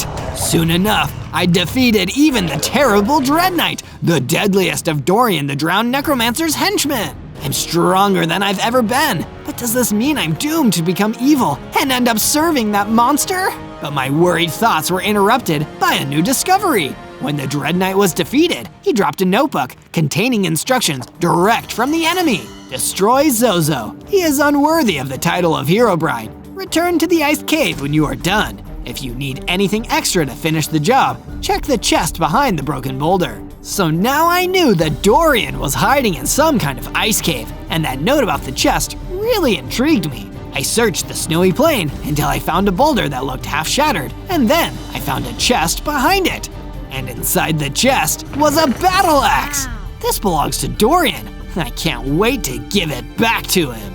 On day 98, I returned to my base to tell everyone who'd helped me how all of this was going to unfold. For all I knew, it might be my final chance to speak with them. Guys, I wanted to thank all of you for how much you've helped me. I never could have gotten this far without you. This final part is so dangerous that I have to do it alone. Dorian is more powerful than ever, but I'd rather be destroyed than let him use me as an evil tool. There's no way he'd destroy you, Zozo. You're too powerful and too good-hearted. And in the end, the good guys always win, and the bad guys always lose. Here, here. After you defeat him, Zozo, I'll bake a mighty cake that we can all enjoy. And I'll farm all the best quality ingredients. You got this, Zozo. I have full confidence in you. You're all the best. I'm gonna defeat him for you, all of you, and I'm going to get my body back. On day 99, I ventured back to the snowy plains with everything I needed to finally take on the big, bad beast of a necromancer who stole my body. It's time for me to show you the door, Dorian. Didn't actually take me that long to find the ice cave that was Dorian's hideout because I spotted a large guard force of dreadliches waiting outside, keeping a lookout. Talk about an undead giveaway. There were so many of them, and they looked better armed and armored than usual. Dorian must have known I was coming and put them here to slow me down before the final battle. It's an ingenious plan. What can I do? I think I may be of service. I turned and saw that Morgan the Gorgon was behind me. Morgan, what are you doing here? Sorry for following you. I was gonna yell boo again, but it didn't seem like the right moment. I feel like I've been missing out on all the action. Let me distract these undead creeps, and you can go in there and take down the big bad guy. Sounds like a great plan, Morgan. Let's do this. On day 100, while Morgan was distracting the dreadliches outside, I entered the ice cave and found Dorian the drowned necromancer waiting for me. You made it through my servants. How? It's because I don't have servants. I have friends. Oh, spare me all that self-righteous foolishness. You can't talk your way out of serving me. I brought you back. I bound you. You belong to me, Zozo, and nothing will change that. I'm going to keep fighting, no matter what, for myself and my friends. And when I'm done, all you're going to be is a bad memory. Then let's see. Time to go back to the void, silly little ghost. I unleashed everything I had onto Dorian, not giving up, even as he fought back against me. I could tell as the battle went on, he was getting weaker and weaker. I pulled out the battle axe that Dorian had left for his Dread Knight to destroy me. I'm sure the void will welcome you, Dorian. And with one more strike, Dorian was no more. There was a tremendous flash, and in the moment that Dorian was destroyed, my body was returned to me. Wow, it feels amazing to be back. On day 1, I spawned into the middle of the Mojave Desert as a wild, wacky space alien. 4 hearts? I think I literally have 4 hearts in my chest, too. Being an alien sure is wild. I was ready to begin exploring the planet and collecting information to send back to the mothership when I was suddenly surrounded. A bunch of armored skeletons formed a ring around me, and the one who seemed to be their leader, a bejeweled ancient mummy, observed. What's going on here? I'm a visitor on this planet. I don't mean any harm. Silence, you alien invader. You speak when spoken to. This isn't your world. Take me to your leader. We can get this all straightened out. The armored skeletons parted to let the mummy step closer to me. I am the leader here. Bow before the mighty Pharaoh Golden King. That's him, by the way.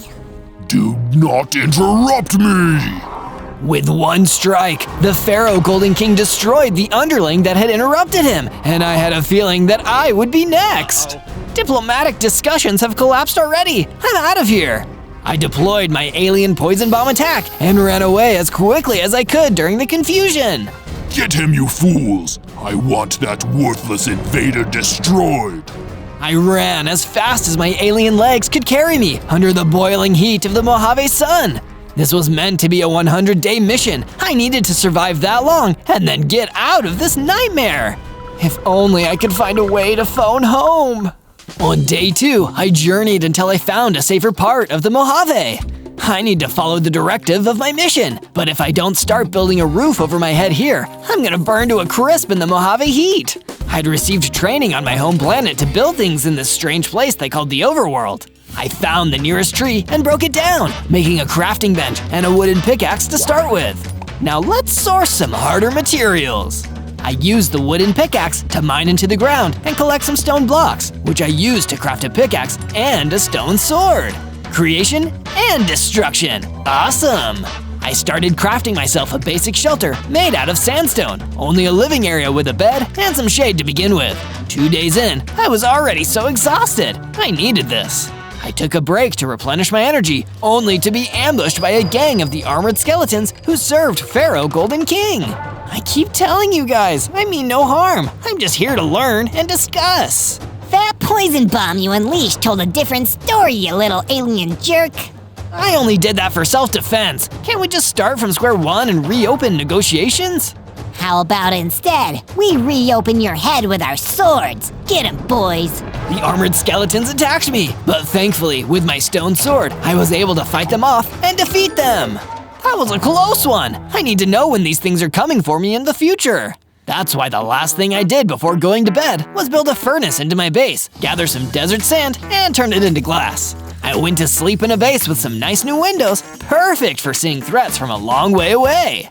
On day 3, I decided to explore and try to discover new materials that I could potentially incorporate into my base. That's what led me to wandering through a nearby meadow. This place is so relaxing. It's the exact opposite of that exhausting, boiling nightmare of a desert. But that relaxation didn't last for long. A gang of mossy skeletons noticed that I was wandering through the meadow and decided it would be the perfect time to come and attack me. I'm already sick of fighting all these bony jerks. I managed to fight most of them off with my stone sword, but by the time I was almost through, I was exhausted, and there was still a mossy skeleton advancing towards me. Oh no! Then suddenly, an arrow flew out and destroyed the mossy skeleton in the nick of time, saving my life! The person who fired the arrow was a hairy troll. Thank you for saving my life there, stranger. I'm Zozo. Don't mention it. You seem a little bit strange yourself, Zozo. Name's Harry. I'm guessing you're not from around here. Was it that easy to guess? I'll be honest with you, I'm an alien from outer space, sent here on a fact-finding mission. You better be careful. Pharaoh Golden King doesn't take kindly to outside visitors. You don't need to tell me twice. He tried to destroy me when I first arrived. I was lucky to escape him and his armored skeletons with my life. You met him and his guards and survived? That's fascinating. I've never even heard of that before. You must be really something special, Zozo. You seem to know a lot about this. How about you come stay at my base while I figure everything out? Sure, anything to get out of this awful heat. This planet needs AC. So Harry the hairy troll, my first friend on this alien planet, followed me back across the meadow. From day 4 to day 5, Harry the hairy troll and I returned to my base camp in the Mojave Desert. It's certainly sunny out here, I guess. It's not too bad. I haven't been attacked by any giant mutant scorpions or anything. Yet. I am getting a bit hungry though. Trying to push the potential thoughts of giant mutant scorpions out of my head, I set about building new rooms and floors in my base for Harry to stay. He'd already saved my life from hostile locals once, so I figured he might be my good luck charm. How do you like the room, Harry? It's not exactly the Ritz, but it'll do. Also here, have some steak. Not sure if you aliens eat that, but it tastes pretty good to me. Now if you'll excuse me, I'm gonna hit the hay and take a little nap. Go for it, buddy. You've earned it. And thanks for the steak. It did indeed taste pretty delicious. And while Harry was napping, I had to repel another attack from a gang of Pharaoh Golden King's relentless armored skeletons. We return in the name of Pharaoh Golden King, the almighty, divinely appointed ruler of this world. We will smite you until you are no more. Not if I smite you guys first. I fired another poison bomb, disorienting the armored skeletons. Then I pulled out my stone sword and took each and every one of them out. Told you that you'd get smote. I also noticed that the armored skeletons had dropped a new weapon for me, a blowgun that fires poison darts. A long-range weapon, perfect! From day 6 to day 8, I was wandering out through the desert around my base and trying to herd desert rabbits back with me. But my attempts at herding those dusty bunnies were interrupted by another unwelcome guest. But it wasn't just a gaggle of minions this time, it was Pharaoh Golden King himself. Your time is at an end, you extraterrestrial fool. You are facing Pharaoh Golden King, and as such, your annihilation is imminent. I'm not afraid of you. I've defeated plenty of your goons already. How much worse could you be? It's not just me. It's my weapon, the Dead Hand. Its decomposing nature eats through stone like acid. Let's see how it does against aliens. The Pharaoh ran at me, and with one strike of his hand, I lost a lot of my health. It was terrifying. I turned and ran as quickly as I could as the Pharaoh continued to follow me, slashing with his hands. Gotta run, gotta run, gotta run! But even as I ran, Pharaoh Golden King kept gaining on me. I needed some way to distract him. I stopped and used my blowgun to fire a poison projectile right into his face. Ah, no! How dare you! You're fighting like a filthy coward. But I'd rather be a coward than destroyed. I ran away as quickly as possible, knowing there was no way I'd be able to face him at my current strength. This dusty old dictator really is a force to be reckoned with. From day 9 to day 10, I returned to my base to settle down and rest after having such a stressful day. Pharaoh Golden King was so much tougher than I thought. But while I was sitting around, moping, Harry the hairy troll came over to deliver some encouraging words. Come on, Zozo. You came all the way across the galaxy to get here. You can't just give up now. But he's so incredibly powerful, Harry. He tried to attack me again, and I barely escaped with my life. But you did escape, Zozo. You escaped twice.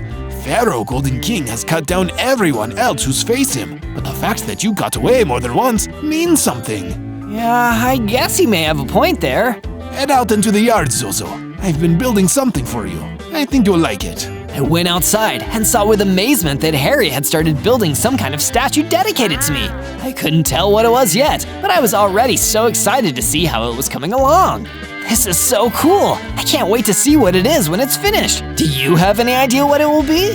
But that wasn't all that Harry had made for me. He'd also created a huge wall around the base to keep us protected from the attacks of the Pharaoh and his minions. I'm feeling a whole lot better already. From day 11 to day 12, my psychically sensitive alien brain received a telepathic vision while I was sleeping. It told me how Pharaoh Golden King first came to power. He was an ancient ruler who had been dead and locked away in a tomb for thousands of years, until one day, for reasons nobody understood, he resurrected. He also came back with all his undead warriors and servants, and everyone else was forced to do his bidding or be destroyed. Nobody on this world had ever found the secret to defeating him, but since I didn't come from this world, maybe I'd have a chance. From day 13 to day 15, I returned to the meadow, wanting to prove to myself that I could defeat a horde of mossy skeletons without Harry's help. Here, Skelly, Skelly, Skelly, I'm all alone this time. Come and get me. That got their attention. A group of mossy skeletons came running towards me, heavily armed and ready to battle. But this time, so was I. I used my stone sword to battle them all myself, taking them out one by one until none remained. After defeating them, I gained enough XP to level up. I can feel myself growing. Whoa! This must be some kind of alien evolution. I got bigger, stronger. I now had 20 hearts, and it activated the stealth capabilities of my space skin, allowing me to briefly cloak myself and go unseen. The Pharaoh and his evil undead minions will never see me coming. From day 16 to day 19, I stumbled upon what seemed to be an abandoned mining village. The buildings seemed to be abandoned, so I followed the path to the top of the mountain, where the entrance to the mine seemed to be. I ventured down into the darkness of the abandoned mine. Seeing as I'd gotten a lot stronger, thanks to all my experience, it was the perfect time for my weapon to get stronger too. The data the mothership sent me suggests that iron is a stronger material than stone. I better forge my next weapons and tools out of iron. I traveled further into the mine until I found some iron ore, but it was being guarded by an extremely hostile armored zombie. I really need this iron. I guess you probably won't listen to me asking nicely, right? I turned invisible and pulled out my blowgun. With a few quick poison darts, the armored zombie was defeated. I stormed in and mined all the iron ore I could. Carrying this back to my base is gonna be a real pain in the butt. But when I arrived back at my base, I used my furnace to smelt the ore into enough ingots to make myself iron tools and some iron leggings. Oh yeah, this is more like it. From day 20 to day 22, I got a rude awakening with Harry the hairy troll running into my room in a panic. What's happening, Harry? You're freaking me out here. It's the Pharaoh. He's right outside. He got in past the wall somehow. We need to do something. Oh no, I don't think I'm ready for this. You're gonna have to be ready, Zozo. We don't have a choice right now. Without a moment to waste, I ran out of the building and faced Pharaoh Golden King in the courtyard. He was still holding his deadly hand up in the air. You pulled a cowardly trick on me last time, Zozo. Will you fight like a true warrior now, or will you be a coward again? I've been wondering about it. I have an answer for you, Pharaoh. I'll battle you right now. Head on. Let's do this. At least you will be destroyed bravely now. Good boy. The Pharaoh attacked me, and this time I fought back with my iron sword, never backing down, never relenting. After a tense battle, the Pharaoh broke away from the fight. You've impressed me, Zozo. Perhaps you've earned a better death than this. We will meet again. And with that, the Pharaoh fled. He told me he was impressed, but I knew the truth. He was scared. Scared not just of how strong I was, but of how strong I could get. There was hope for me yet. Maybe I won't just leave this planet. Maybe I'll save it first. From day 23 to day 26, I decided to upgrade my gear some more. I gathered up some iron, smelted it, and used that to craft myself an iron chestplate. I tried on my new chestplate, and I definitely felt more protected. Iron armor was definitely a good idea. Between this and how strong I'm going to get, I really think I've got a chance to save this planet. This really has been a heck of an adventure so far. There's always something new in store on this channel. Make sure to subscribe and search ZOZO to find more amazing Minecraft adventures. Now, back to my mission. From day 27 to day 31, Harry the Hairy Troll came to see me. Zozo, I've done some more work on the statue. Come check it out. Oh, okay. I followed him and took a look at the statue. I still couldn't tell what it was going to be yet, but it was definitely looking really cool. This is awesome. Thanks, but I wanted to get your advice. I feel like it's missing something. What do you think would make it better? I just want it to be the best statue ever. Maybe it should be a little more colorful? That's a great idea. But what could we use to add some color? How about flowers? There are so many beautiful flowers on this planet. Great! You can find lots of flowers in the meadow. If you go pick some, I can keep working here while you're gone. Sounds like a plan. See you later, Harry. So I headed out to the meadow and started looking around for the prettiest flowers I could find. It smells great out here. Who knew there was so much beauty on this planet? There's so much worth fighting for, and so much I want to protect from the Pharaoh. Just as I said that, I saw some of the Pharaoh's armored skeletons destroying a bunch of flowers. Hey, stop that! We are acting on the orders of Pharaoh Golden King. You presume to defy his word? You got that right. It's cowardly to hurt flowers. Pick on someone who can fight back. If you insist. The armored skeletons attacked me, but my new chestplate kept me safe and gave me enough time to swing my iron sword back at them. Soon enough, I defeated them.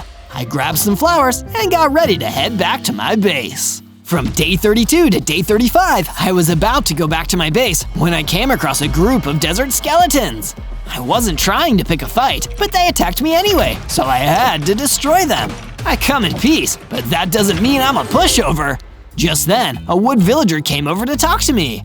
Excuse me, I saw how well you fought those desert skeletons. Could you help me with something important? Sure, what's going on? The desert lord has kidnapped my swamp pig. He claims that as a lord, he has fair ownership of all pets in the area.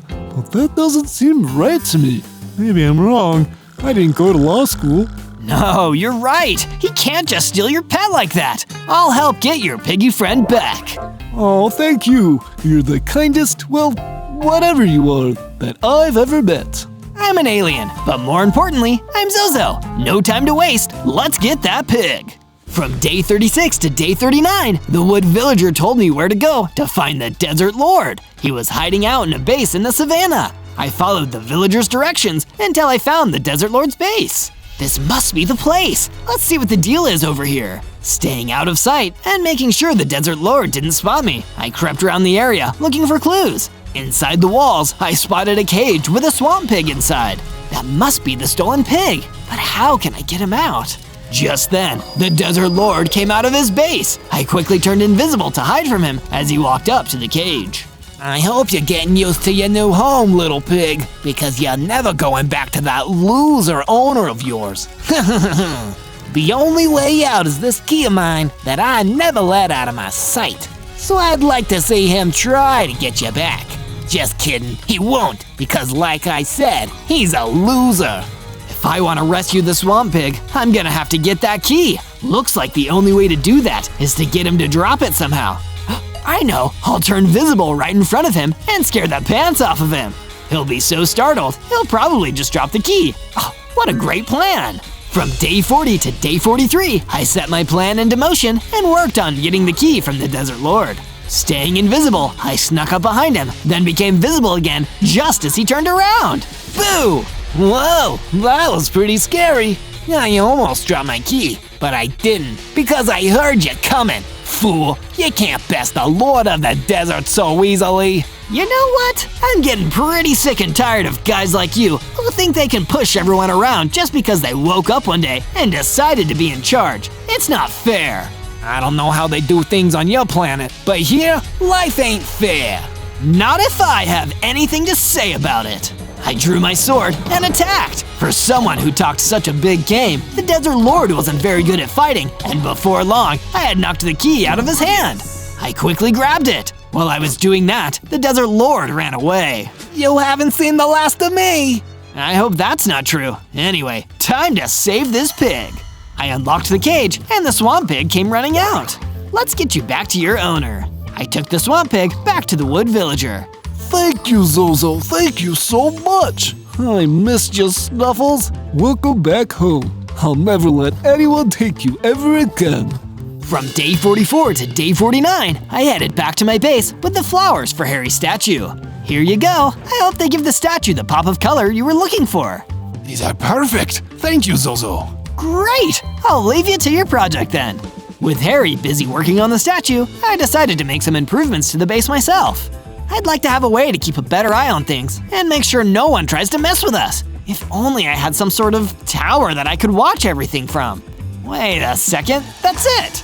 With that idea, I decided to build a watchtower. I also extended the walls to prevent the scenario from last time when Pharaoh Golden King just walked in.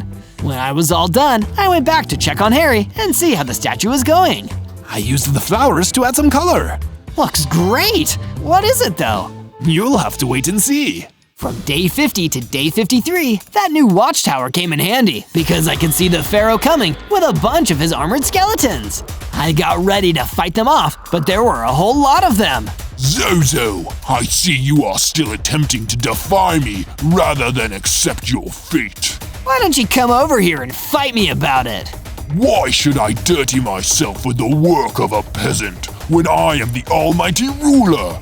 No, I will watch from afar as my army decimates your little home. He raised his hand, and the armored skeletons swarmed around my base. There were so many of them, I could barely keep up. While I was trying to fight off the skeletons, Harry the hairy troll wandered over, taking a break from his statue building. Hey, what's going on out here? Seize the hairy one. Wait, no one sees me. A bunch of armored skeletons grabbed Harry and ran away with him. I was so busy fighting off skeletons that I couldn't stop them. I'm off to hide your little friend somewhere you'll never find him. No! But it was too late. The Pharaoh was gone, and so was Harry. There were still plenty of skeletons left to fight too. After a while, I managed to defeat them, and even though I was worried about Harry, I couldn't help but get excited. My hearts increased to 40, and I grew bigger and stronger. I gained a new alien ability too, Energy Blasts. From day 54 to day 57, I got to work repairing the damage that the armored skeletons had done to my base. I had to patch up one of the walls. I also added some gates to the walls, since having walls with an open entrance has proven to not be a very effective defense strategy. Now that that's done, I need to figure out how to get Harry back. I wonder who can help me. Hey, that wood villager seemed to know a lot about bad guys who abuse their power. I'll ask him about the Pharaoh. I traveled to the meadow and found the wood villager there, frolicking through the flowers with his swamp pig. Hey there! Sorry to interrupt, but the Pharaoh kidnapped my friend, and I really need to get him back. Oh, no! Well, I know what it's like to have someone steal your friend away from you. You helped me, so I'll do my best to help you in return. I've heard a rumor that the Pharaoh takes his prisoners to a base in the Shattered Glacier, but you'll need stronger weapons and armor to go there. He's got all kinds of guards. You're not ready dressed like that. No offense. None taken. I'll work on a wardrobe upgrade. Thanks. Bye, Zozo. I hope you find your friend.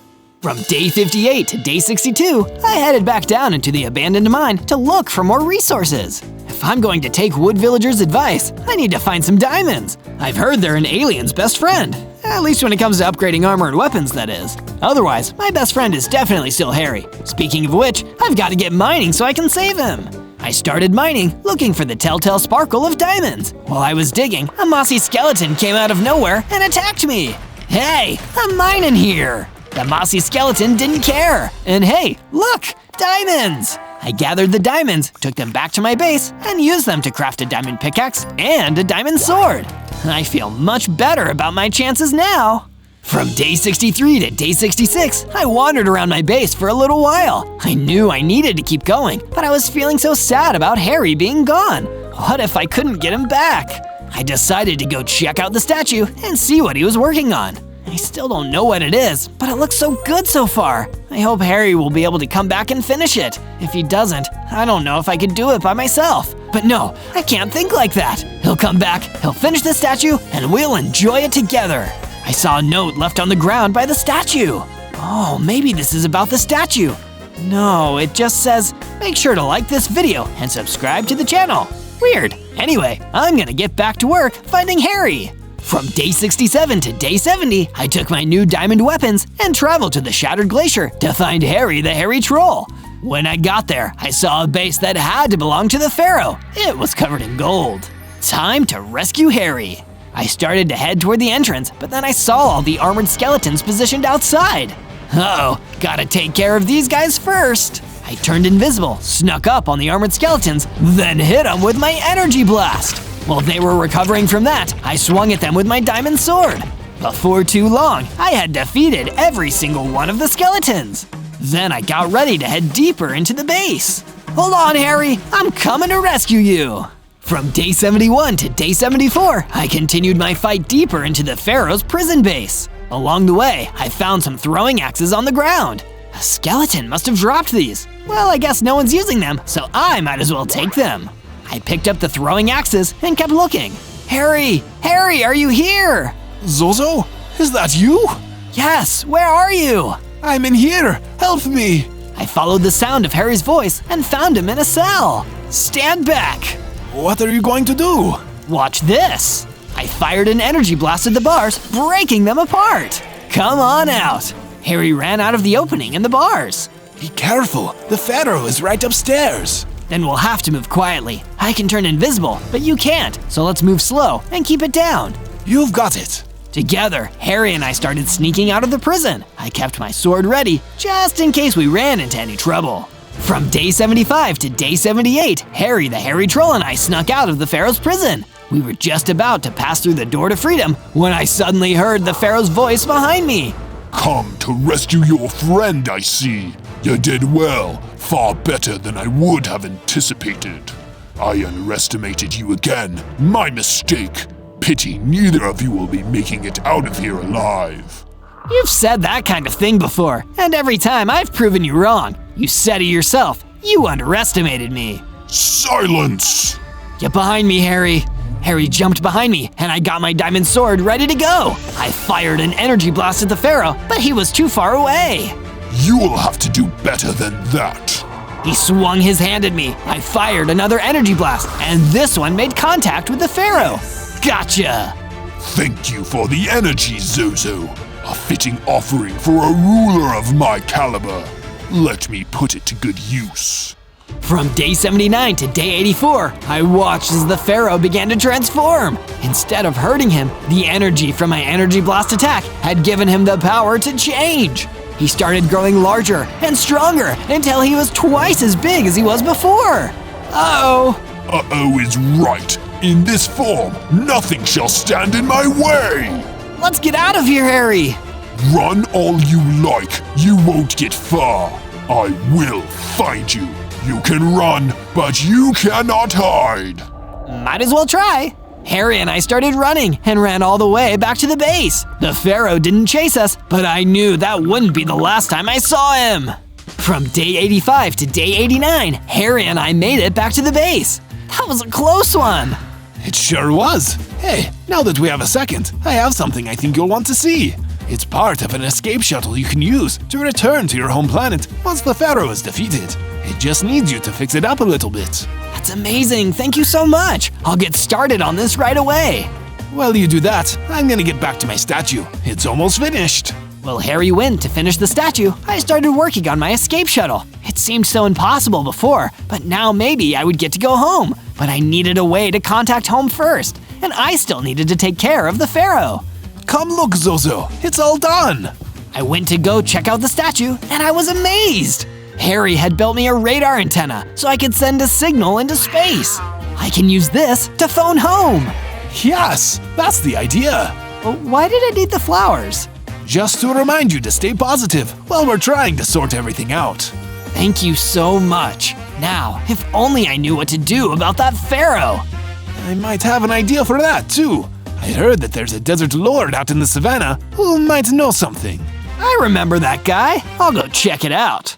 From day 90 to day 94, I went to the desert lord's house in the savannah. You again? What do you want? I heard you might be able to help me take down the pharaoh. Why would I do that? You stole my swamp pig. You stole him first. All right, you got me there. So, are you gonna help me? Fine, why not? I never liked that pharaoh much anyway. Always walking around like he's so much better than me, showing off that scepter or whatever it is. I think I have something that'll help. Here, he handed me a mace. It looked super sharp. Oh wow, this is really nice. How come you've never tried to use it to fight the pharaoh yourself? Sounds like a lot of work. I'd rather let someone else take care of him instead. Like you. Okay, I guess. Well, thanks for the weapon. Don't steal any more pets, okay?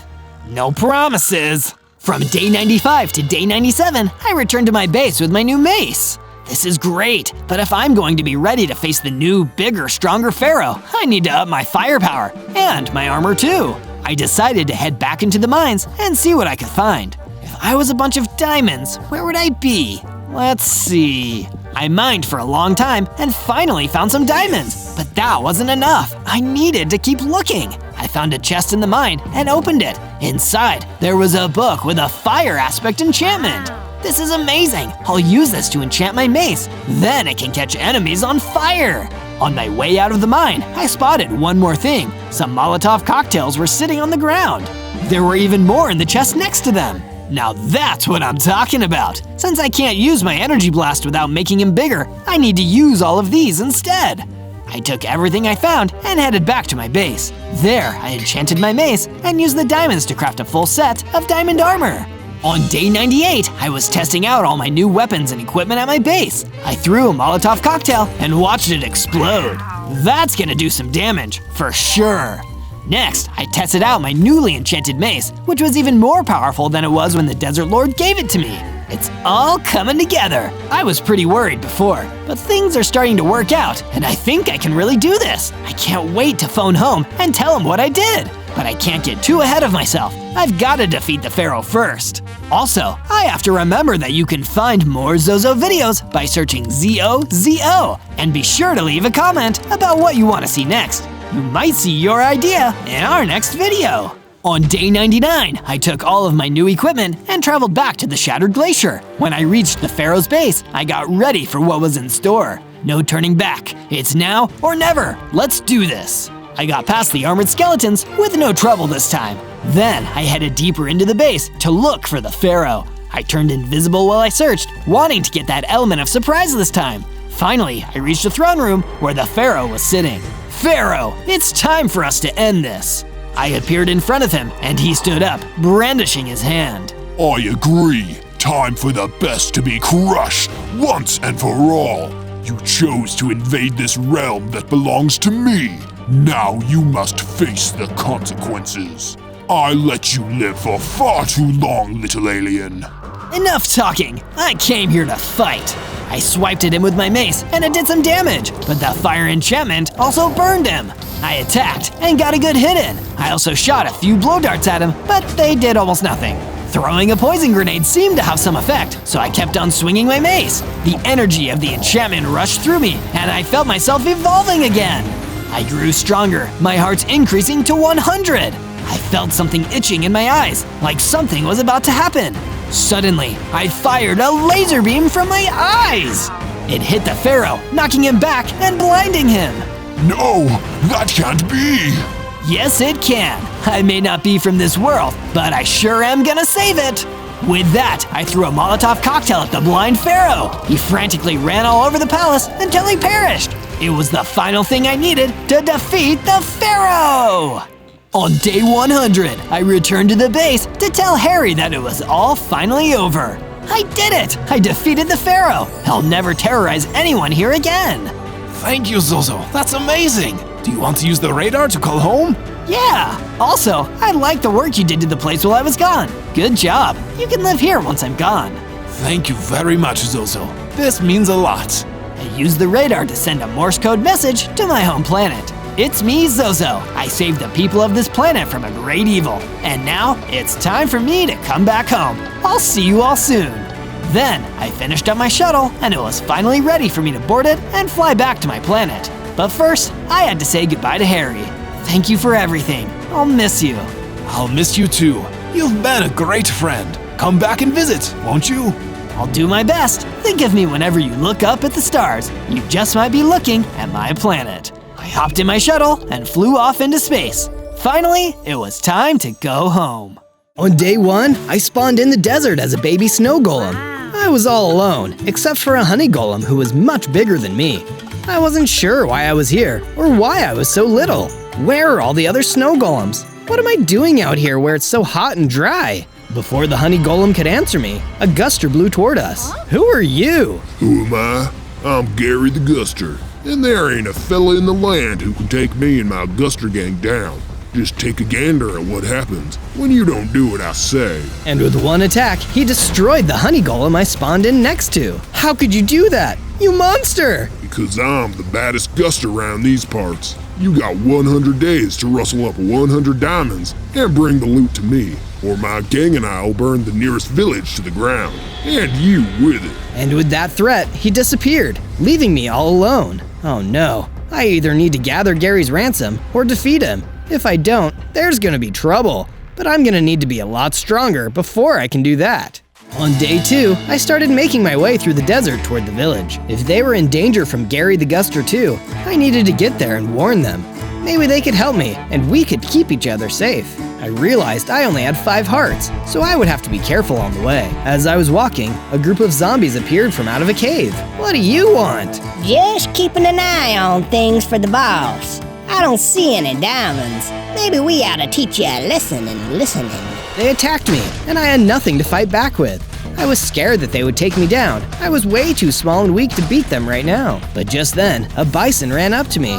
Howdy there, little snow golem. You're a long way from home. I am, and I'm in danger. Well, hop on my back and let's mosey on out of here. I can take us somewhere safe. I hopped on the bison's back, and he carried me away from the zombies. Thank you. What's your name? Iron, what's yours? You can call me Zozo. Mighty nice to meet you. On day 3, Byron the bison took me to his village. It was the same place I was trying to get to, so it all worked out pretty well. Except, of course, for the part where we had to all deal with Gary's evil plan. This is a nice village. Thank you for having me. Then, Byron took me to meet the mayor of the town. He was a golem like me, but he was an earth golem, not snow. Hello, Mr. Mayor. Well, howdy there, little snow golem. What brings you to our town? I quickly explained what I knew about Gary and his threat to destroy the village if I didn't bring him 100 diamonds. That no-good scoundrel's been bothering us for some time now.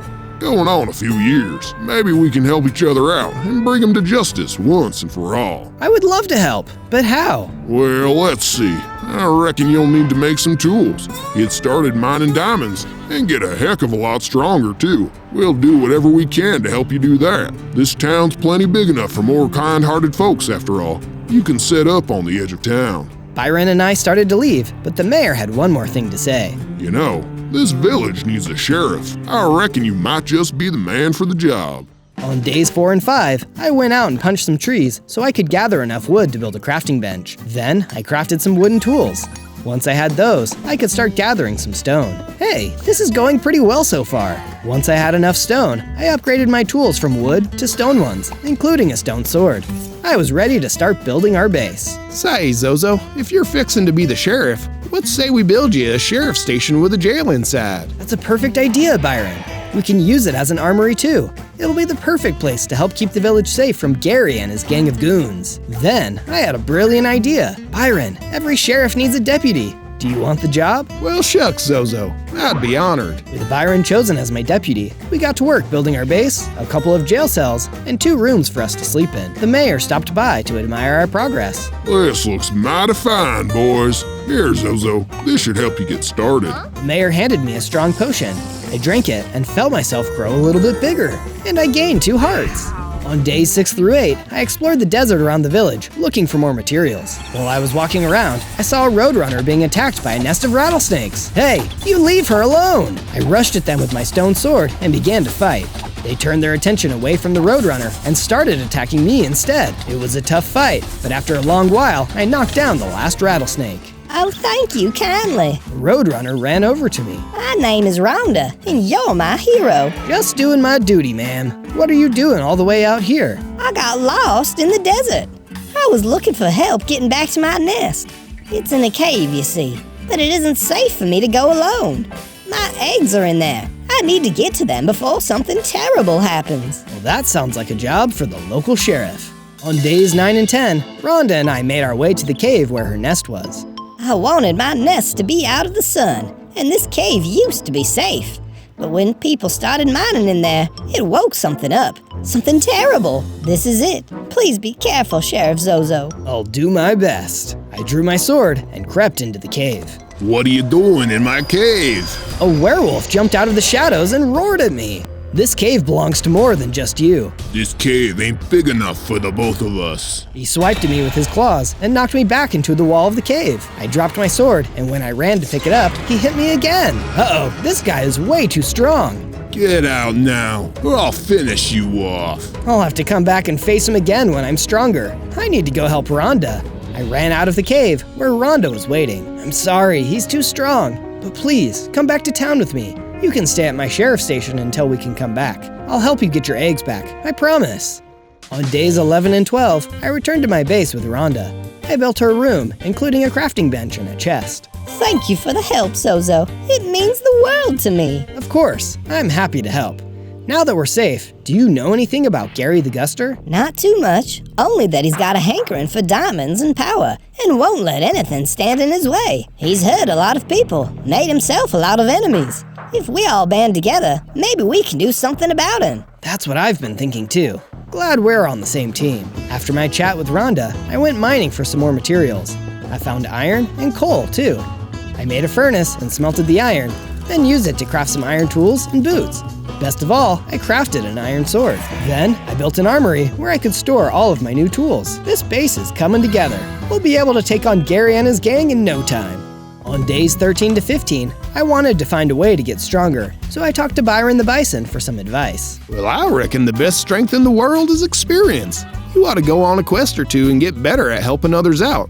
Then you'll get stronger. Also, you'd best get yourself some armor for the job. Thanks so much, Byron. I gathered silver and crafted myself some armor. Then I headed out to explore the forest. Now it's time to find a quest. But where is someone who I can help? I looked around, but couldn't see anyone that might have a quest for me. How was I supposed to get experience if no one needed me to do anything? Then, I saw a pumpkin boss shaking an apple tree. Hi there, do you need some help with the apples? Hey, you're the sheriff trying to go up against Gary the Guster. Let me teach you a lesson. He attacked me, but I was ready. I had my new armor to protect me. And I had my new sword, too. I dodged his attack, then slashed at him, knocking him back.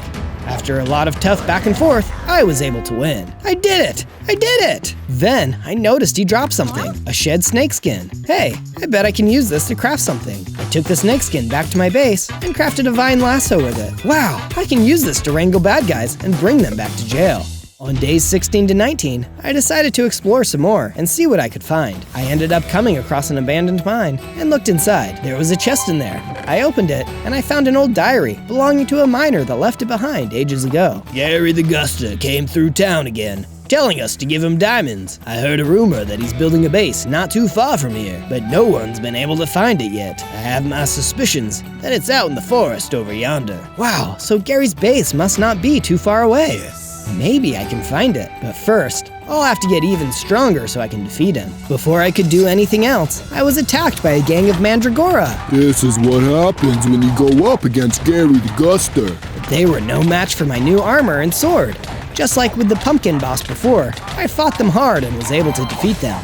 As a few of them ran away, I yelled after them. Tell Gary he won't be picking on people for much longer. On days 20 to 22, I traveled back to the village. When I got there, I saw some plague rats bothering some villagers. I fought them and took them out easily. Wow, I'm getting good at this. On the way back to the sheriff's station, I found some silver I could use to upgrade my gear and my armor. With that taken care of, I was feeling strong enough to go fight the werewolf and help Rhonda get back her nest. You again? I thought I already taught you a lesson. Well, I'm back, and I'm strong enough to fight you now. With my new armor and sword, I was able to hold my own against the werewolf. He knocked me back, but I didn't drop my sword, and I kept fighting. Then I pulled out my secret weapon, the vine lasso. I captured the werewolf in the lasso and started pulling him back to the jail. You're going to jail. You ain't got what it takes to bring down Gary the Guster. He took out my whole gang, and I had to hide in those caves when he came to town. You go up against him, and you're toast. On days 23 to 26, I threw the werewolf into one of the empty jail cells. Well, Rhonda, you can go back to the caves now. Your nest is safe, and your eggs are waiting for you. Thank you so much, Zozo. I'll never forget what you did for me. And I'll be sure to come back and visit once my eggs have hatched. I can't wait. By the way, you should build a guard tower. It will help keep you safe here. Rhonda was right. It would be a good idea to have a guard tower so we could keep a lookout. I started constructing one right away. When the guard tower was done, I realized I needed some ranged weapons. So I crafted some javelins too. I can really defend this place now. On days 27 to 31, I decided to travel to a snowy area to see if I could find some more snow golems like me. If I could, maybe they could help protect the village and take down Gary. I was enjoying the cold and looking around for some other snow golems when I saw some snow beasts. They looked lost, so I sent them back to my base, and they went off to find it. Next, I decided to gather some ice to take back to my base. If I had it there, I wouldn't feel so homesick as the only snow golem in the desert. Even if I didn't find any snow golems, it would make me feel much better. When I got back to the village, Mayor Earth Golem came up to me. Sheriff Zozo, we need your help. Gary's gang came through town and kidnapped some of our villagers. Oh no, of course I'll help. And I'll come with you. What kind of mayor would I be if I didn't look out for my own people? On days 32 to 35, the mayor and I went into the forest to find the kidnapped villagers and save them from Gary's gang. We spotted the horde of zombies and a bunch of villagers in cages. The zombies were laughing at them. Don't worry, everyone. You're safe now. We're coming to save you. I rushed at them with my sword drawn. The mayor followed me and tried to help fight too. One of the zombies knocked him down. Get away from him! I tried to stop them from hurting him, but the zombies destroyed the mayor. No! I swore I'd have revenge. In honor of the fallen mayor, I defeated the rest of the zombies and freed the villagers. But now the town is without a mayor. We need someone to lead the villagers. On days 36 to 39, I set off in search of a new mayor for the village. We need someone tough to help protect the villagers from Gary. I know, I'll go into the mountains. Only tough people can survive up there. So I went to the mountains and looked around. Is there anyone here who can be a mayor? Are you looking for help? I looked and saw Zeus, the king of Olympus, standing on top of a mountain. Yes, I am. Well, I need help with something. If you can help me, I can be the mayor in return. What is it? A group of gremlins stole my treasured guitar. Jamming on that guitar was the only way to pass the time up here on this boring old mountain. Please, get it back for me. It was a small price to pay to find a new, powerful mayor. I found the gremlins nearby, smashing the guitar into some rocks. Hey, that's not what rock music means. I fought off the gremlins and got the guitar back. Here you go, Zeus. Or should I say, Mayor Zeus. Thank you. I'd be happy to be the mayor if the villagers are all as kind as you. They are. We're trying to defeat Gary the Guster. Ah, Gary. He's asking for diamonds, I bet. Well, I can tell you where a very good diamond mine is, if you want. Yes, please. So Zeus gave me directions to the diamond mine. Things were really starting to come together. One way or another, I'd keep the village safe. On days 40 to 43, I returned home to the village and dropped off Mayor Zeus at his new house. Back at the sheriff's station, I decided to spiff up the place. I added torches and bookshelves for extra light and to give me and Deputy Byron something to read on our downtime. Once I was done, I checked in with Byron to see what he thought. Say, this looks great, Sheriff. But with so much new danger, we need more deputies. Let's make a deputies wanted sign. Great idea! I added a sign outside the station. New deputies wanted. And pretty soon, villagers started showing up to apply for the job. 6 new deputies joined. I built a barracks onto the base with bunk beds, so they would all have a place to sleep. Gary the Guster won't know what hit him when we take him on. One of the snow beasts came to find me while I was working. We heard a rumor about an ice cave where another snow golem is living. You should check it out and see if he can help us. Wow, thank you! Another snow golem. It almost sounded too good to be true. On days 44 to 49, I journeyed to the ice cave to search for the other snow golem. When I got there, I couldn't see anyone at first, but then I saw a shadow in the cave. Hello? I walked toward the opening of the cave, but Gary the Guster appeared. Yeehaw! I knew you'd fall for my trap. I hear you've been rustling up a team to try and beat me. Well, I can't have that. You're such a bully, making people get diamonds for you. Why do you even need so many anyway? You sure do ask a lot of questions, Sheriff. I'll have you know it's my dream to live in a mansion made out of nothing but diamonds. I don't care how many towns I have to destroy to get them, neither. That's terrible. Never said I was nice. Now I gotta mosey on back to my diamonds, but I'm not letting you go that easy. Alpha Coyote, get him! Gary whooshed away, and in his place, there was an Alpha Coyote. He was pretty big and strong too, but I knew I could take him. I drew my sword and got ready for a fight. On days 50 to 53, I fought hard against the Alpha Coyote. You might as well give up now. I'm so much bigger than you. You may be big, but I'm brave and strong, and I have the support of my friends to keep me from giving up. With a decisive strike from my sword, I defeated the Alpha Coyote. I did it! I won! Well, I won this battle. There's more to come. Hey, wait, what's this? I looked on the ground where the Alpha Coyote fell at the end of our fight. There was a journal. Hey, this says property of Gary the Guster inside. It must belong to him. Dear Diary, I built the best dang hideout this Wild West has ever seen. It's so sparkly, made up of all those diamonds I took from the villagers. And no one will find me here between the two tallest mountains in the region. They'll never get rid of Gary the Guster and his gang of goons. Hey, I know where those mountains are. When the time comes, I'll be able to find Gary's base after all. On days 54 to 57, I ventured deeper into the ice caverns. I wasn't going to give up my search for another snow golem now. I had to keep looking and see if there was really someone here, or if it was all just one of Gary's traps. In the distance, I could see the light of a fire. There was someone here. As I got closer, I could see that some of the zombies from the Guster gang of goons were gathered around the fire, and they had a snow golem with them. Oh no, I have to help him escape. I stayed back and out of sight, and threw one of my javelins at the zombies. I had the element of surprise, and they scattered when it hit. Take that, you undead outlaws! Hey, where did you come from? This is our hideout and you're trespassing. No, you're the ones who are trespassing. Instead of getting into an argument with them, I decided to get right to the fighting instead. I rushed in with my sword and fought them with everything I had.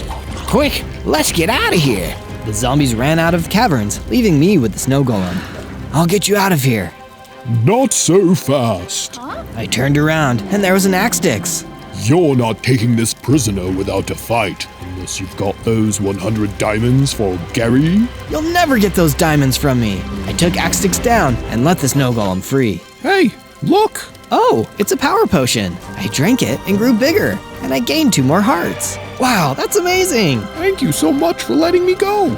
Gary has been taking out all of the golems, so there will be no one left to protect the villagers.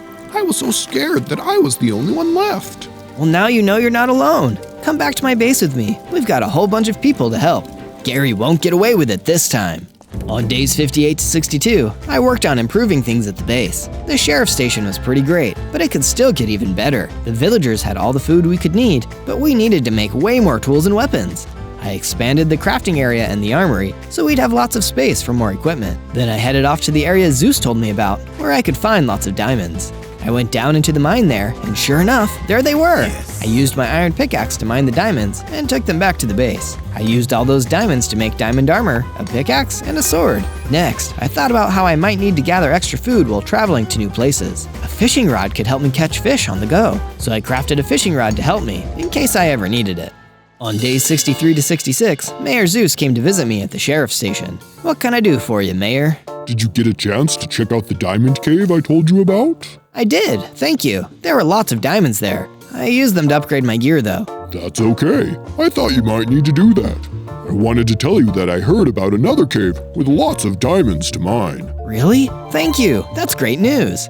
Happy to help. I'll keep an ear out for more diamond news too. I really missed my old friend Mayor Earth Golem, but Zeus was doing his legacy proud and seemed to really care about the village. I set off to the new cave to mine for more diamonds. Inside, I saw a group of little Kados. I could hear them whispering to each other. I'm telling you, the boss is out there somewhere. Boss? Are they talking about Gary the Guster? He's a werewolf. He's tough. Not as tough as Gary. There's no way he survived that attack. We're doomed. We'll be next. Wait, these must be members of the werewolf's old gang. I wonder if they'll try to fight me. Hey, are you the sheriff? Why do you want to know? We hear you're trying to fight Gary the Guster, and we want to help. Really? That would be great. If you can help us rescue more of our old gang, we promise to all help you out. They're in an underground base deep in these caves. You got it. Go back to my base at the sheriff's station, and I'll come meet you when I've rescued your buddies. Also, your old leader's there in jail. Sorry about that. On days 67 to 70, I traveled deeper into the caves in search of the underground base. If I could find more of the werewolf's gang, that would be even more deputies to fight with me. Look at me, turning outlaws into good guys. Mayor Earth Golem would be so proud of what a great sheriff I'm becoming. Before I could celebrate my progress anymore though, I spotted a Nightwalker mage holding another group of little Katos prisoner. Those must be the rest of the gang they were talking about. How can I get them out of here? He looks pretty dangerous. I don't know if I can fight him and make it out. I started looking around for a way to sneak by the Nightwalker mage, but I couldn't find anything. I guess I'll have to be brave and try to fight him, even though I'm scared. I thought about my friends and how they'd all faced so much danger with me so far. If they could do it, so could I. I attacked the Nightwalker mage and he flew into the air to dodge my attack. This looks like a job for my vine lasso. I tossed it at the Nightwalker mage and caught him. I pulled him back down to the ground, and while he was trapped, I attacked him with my sword. He broke free, but not before I got a good hit in. The Nightwalker mage teleported behind me, but I spun around and got him again. It was a pretty intense battle, but eventually I was able to win with the help of my vine lasso and my shiny new diamond sword. Thank you, stranger. I'm no stranger, I'm the sheriff. Oh no, are we under arrest? No, I'm here to save you. Go back to my base at the sheriff's station. Your friends will be there, and you'll see that everything is going to be okay. On days 71 to 74, I traveled to a river to try out some fishing. I hadn't done it before, and I wanted to get good at it in case I needed to catch a fish in a hurry. As I was walking along the river, I saw a strange message on the ground. If you're enjoying this adventure, find more Zozo videos by searching for ZO. And don't forget to like and subscribe. That's pretty weird. Anyway, back to fishing. I caught a few fish, and I was feeling pretty good about myself. But then, Gary the Guster showed up. Sheriff fishing on the job, eh? Should be out there mining for my diamonds if you want that village of yours to survive. Why can't you just leave us alone? I will, once you give me what I want. That's not fair. Life ain't fair. We rushed at each other, and I pulled out my sword and my vine lasso. You think you can lasso me like cattle? I'm no cowboy. I tried my best, but it wasn't enough to defeat him. I didn't want to run, but I needed to stay alive to get stronger and to help my friends. So I turned and I ran all the way back to my base. Next time, I'll be ready. On days 75 to 78, I got to work on my base again. Now that I know how strong Gary is, after trying to fight him again, I know we need to make the base even better. Byron had a great idea for how to improve it. What if we build an underground bunker? Somewhere we can hide out if we need to, if he comes to attack us before we're ready. Perfect! I got to work building the bunker, and before long, we had a great big underground hideout to go to if Gary attacked before I was strong enough to beat him. After I was done, some of the little Katos from the werewolf's gang came up to me with a book. It's the magic book to help you get bigger and stronger. Wow, thank you! I tried some of the magic from the book, and sure enough, I grew bigger and gained more hearts. What an amazing gift! They really are good guys after all. On days 79 to 84, I decided to test my new strength on some mobs. I went out into the desert with my sword and my lasso and found some skeletons to fight. Taste the lasso, boneheads! I rounded them up and took them all out. After I defeated the last of the skeletons, a desert lord came up to me. Is he going to try and fight me too? But to my surprise, he gave me a gift instead. Thank you for getting rid of the skeletons. They've been making so much trouble here. As the lord of this desert, I present you with this sharpness enchantment, which will increase the power of your sword. Awesome! So now I'm stronger, and my sword is stronger too. This is great! On days 85 to 89, I came back to the base, only to find it under attack by an army of zombies. Of course, this has got to be the work of Gary the Guster. There were so many of them, it would be dangerous to get close. Thankfully, I had some of the javelins I made earlier. You're about to find out why you don't mess with the sheriff, zombies. I threw javelin after javelin until I had the zombie gang on the run. With the help of the rest of my deputies, we were able to run the undead outlaws out of town. But it wasn't just my base they were interfering with. The zombies were causing trouble all over town while I was gone. One of the villagers ran over to me and told me that while the zombies were ransacking the town, they took one of his chickens. Don't worry, villager. I'll have that chicken back to you, safe and sound. I chased the remaining zombies out into the woods, and I saw the chicken running along with them. That must be the villager's chicken. But the zombies had such a head start now. I didn't know if I could catch up to them in time. Wait, the javelins can come in handy here too. With a few well-placed throws, those zombies were done for, and the chicken was free. Come on, little chicken, let's get you back to your owner. I brought the chicken back to his owner, who was so happy to see him. The villager thanked me for getting his chicken back, and felt terrible that he didn't have anything to give me as a reward. Don't worry about it. The only reward I need is knowing I did a job well done. On days 90 to 94, I followed the trail of zombie footprints and destruction until I finally found a cave with a sign out front. Get out of these parts or face the wrath of the Guster Gang. This has gotta be it, their secret hideout. I better check it out. I snuck into the cave and saw that it was empty, except for one strange figure standing there, like he was waiting for me. Who are you? I'm the Soul Leader, and I'm here to make sure you don't mess with the boss's plans no more. Why would you work for him? What he's doing is wrong. He's hurting so many people, all because he's greedy. Nothing wrong with a little greed. It's a dog-eat-dog world, Sheriff. We're all just trying to get fed. But isn't it better to be nice, to help others, and know that they'll help you in return? What kind of sucker helps people? That ain't this kind of town. But it could be. Enough chatter. Turn and draw your weapon, Sheriff. I drew my sword and my vine lasso, ready for a fight. After all of my recent experience, I was feeling pretty good about it. But when the Soul Eater rushed at me, I knew I was wrong. This wasn't an ordinary fight. He was incredibly fast and strong. Definitely the toughest fighter of the Guster Gang I had met so far. I didn't have much time. I had to think fast. I ran backwards away from him and pulled out a javelin. Let's finish this! On days 95 and 97, I continued battling the Soul Eater in the Guster Gang's secret cave hideout. It was pretty close, but putting some space between us and throwing a javelin helped me to do some crucial extra damage and get the advantage I needed. While the Soul Eater was recovering, I tied him up in my lasso and rushed him with my sword. Oh, this can't happen. You're weak. I'm strong now. With the Soul Eater beaten and not going anywhere, I decided to look around the hideout for anything I could use. Hey, a battle axe! Awesome! You're coming with me. I turned back to the Soul Eater. And so are you. Let's get you back to the jail and you can start talking.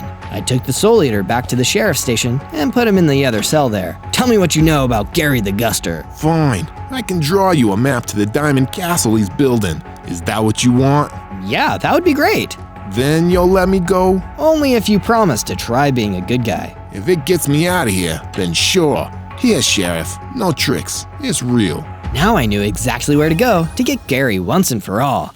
On day 98, after I got the map from the Soul Eater, I decided to walk around my base and check in on everything. All my new deputies were doing great, settling into their duties. As I was seeing what the deputies were doing, I heard someone come to the door. It was Rhonda, and she had a bunch of baby roadrunners with her. Children, this here is Sheriff Zozo. He helped me get back to you when you were still eggs in the nest. I owe him a lot of thanks. Wow, Rhonda, I'm so glad you and your babies are doing well. You're a hero, Sheriff Zozo. Never forget that. Next, Byron came to talk to me. Sheriff, it's been an honor to be your deputy. Thank you for giving this old bison a chance to help save my village. Take this potion of strength as a token of my appreciation. Thank you so much, Deputy Byron. Mayor Zeus stopped by to see me next. I never thought I'd be a mayor, but you believed in me. I believe in you too, Zozo. Don't forget, fellows like Gary are driven by greed and nothing else. Friendship and goodness are so much stronger, and they'll win in the end, every time. Remember that. It seemed like everyone believed in me, and with amazing friends like these in my corner, Gary wouldn't stand a chance. On day 99, I followed the map I got from the Soul Eater. It was now or never, with only one more day left before Gary would come to collect his ransom. There was no way I was going to let him destroy the village. As I was walking there, a pigeon flew by overhead. You can do it, Zozo! Thank you, pigeon. I reached a massive castle made of diamonds, surrounded by zombies and skeletons. He has this many diamonds already, and he wants even more? This guy's the worst. There were so many enemies outside, I wasn't sure if I could take them all on by myself. But then, my trusty Deputy Byron the Bison showed up. Didn't think I'd let you do this without your first deputy, your right-hand man, did you? Day 100, Byron and I fought our way through the zombies and skeletons and headed into the Diamond Castle. There were so many of them, it was a miracle we got through. How can this guy afford to pay all these goons and build a Diamond Castle? We've got to keep fighting, Zozo. We're almost there. You're right, Byron. We can do this. Inside, Gary the Guster was sitting on top of a diamond throne. Well, well, well. Look what the cat dragged in. We're here to end this, Gary. Your reign of terror is over. Well, ain't that a hoot? Listen, little sheriff, you can't fight the wind. I'm a force of nature, and I ain't going nowhere. Too bad. We're here to shut you down. I pulled out my trusty vine lasso and got ready to wrangle Gary. But before I could, he threw sand in my eyes and I dropped it. I couldn't see what I was doing. I'll be your eyes, Zozo. Dodge to the left. He's gonna attack. I listened to Byron and dodged. It helped me avoid Gary's hit. Hey, that's cheating. Blinding people before a fight is cheating, Gary. And Gary didn't let up. I could feel the force of his mighty winds trying to blow me away. But Byron was still there to help. Rush at him with your sword. Straight forward. You can't do this dance forever, cowboy. I don't have to. What in tarnation? I rushed at Gary with my sword, and Byron ran at him too. Together, we dealt one huge blow, and Gary dissolved. He was gone. Is it really over? It's really over. Let's say you and I get back to the town and rustle up some celebratory grub. That sounds good to me. You make a darn good sheriff, Zozo. And thanks to us, Gary the Guster and the Guster Gang would never hassle another town again.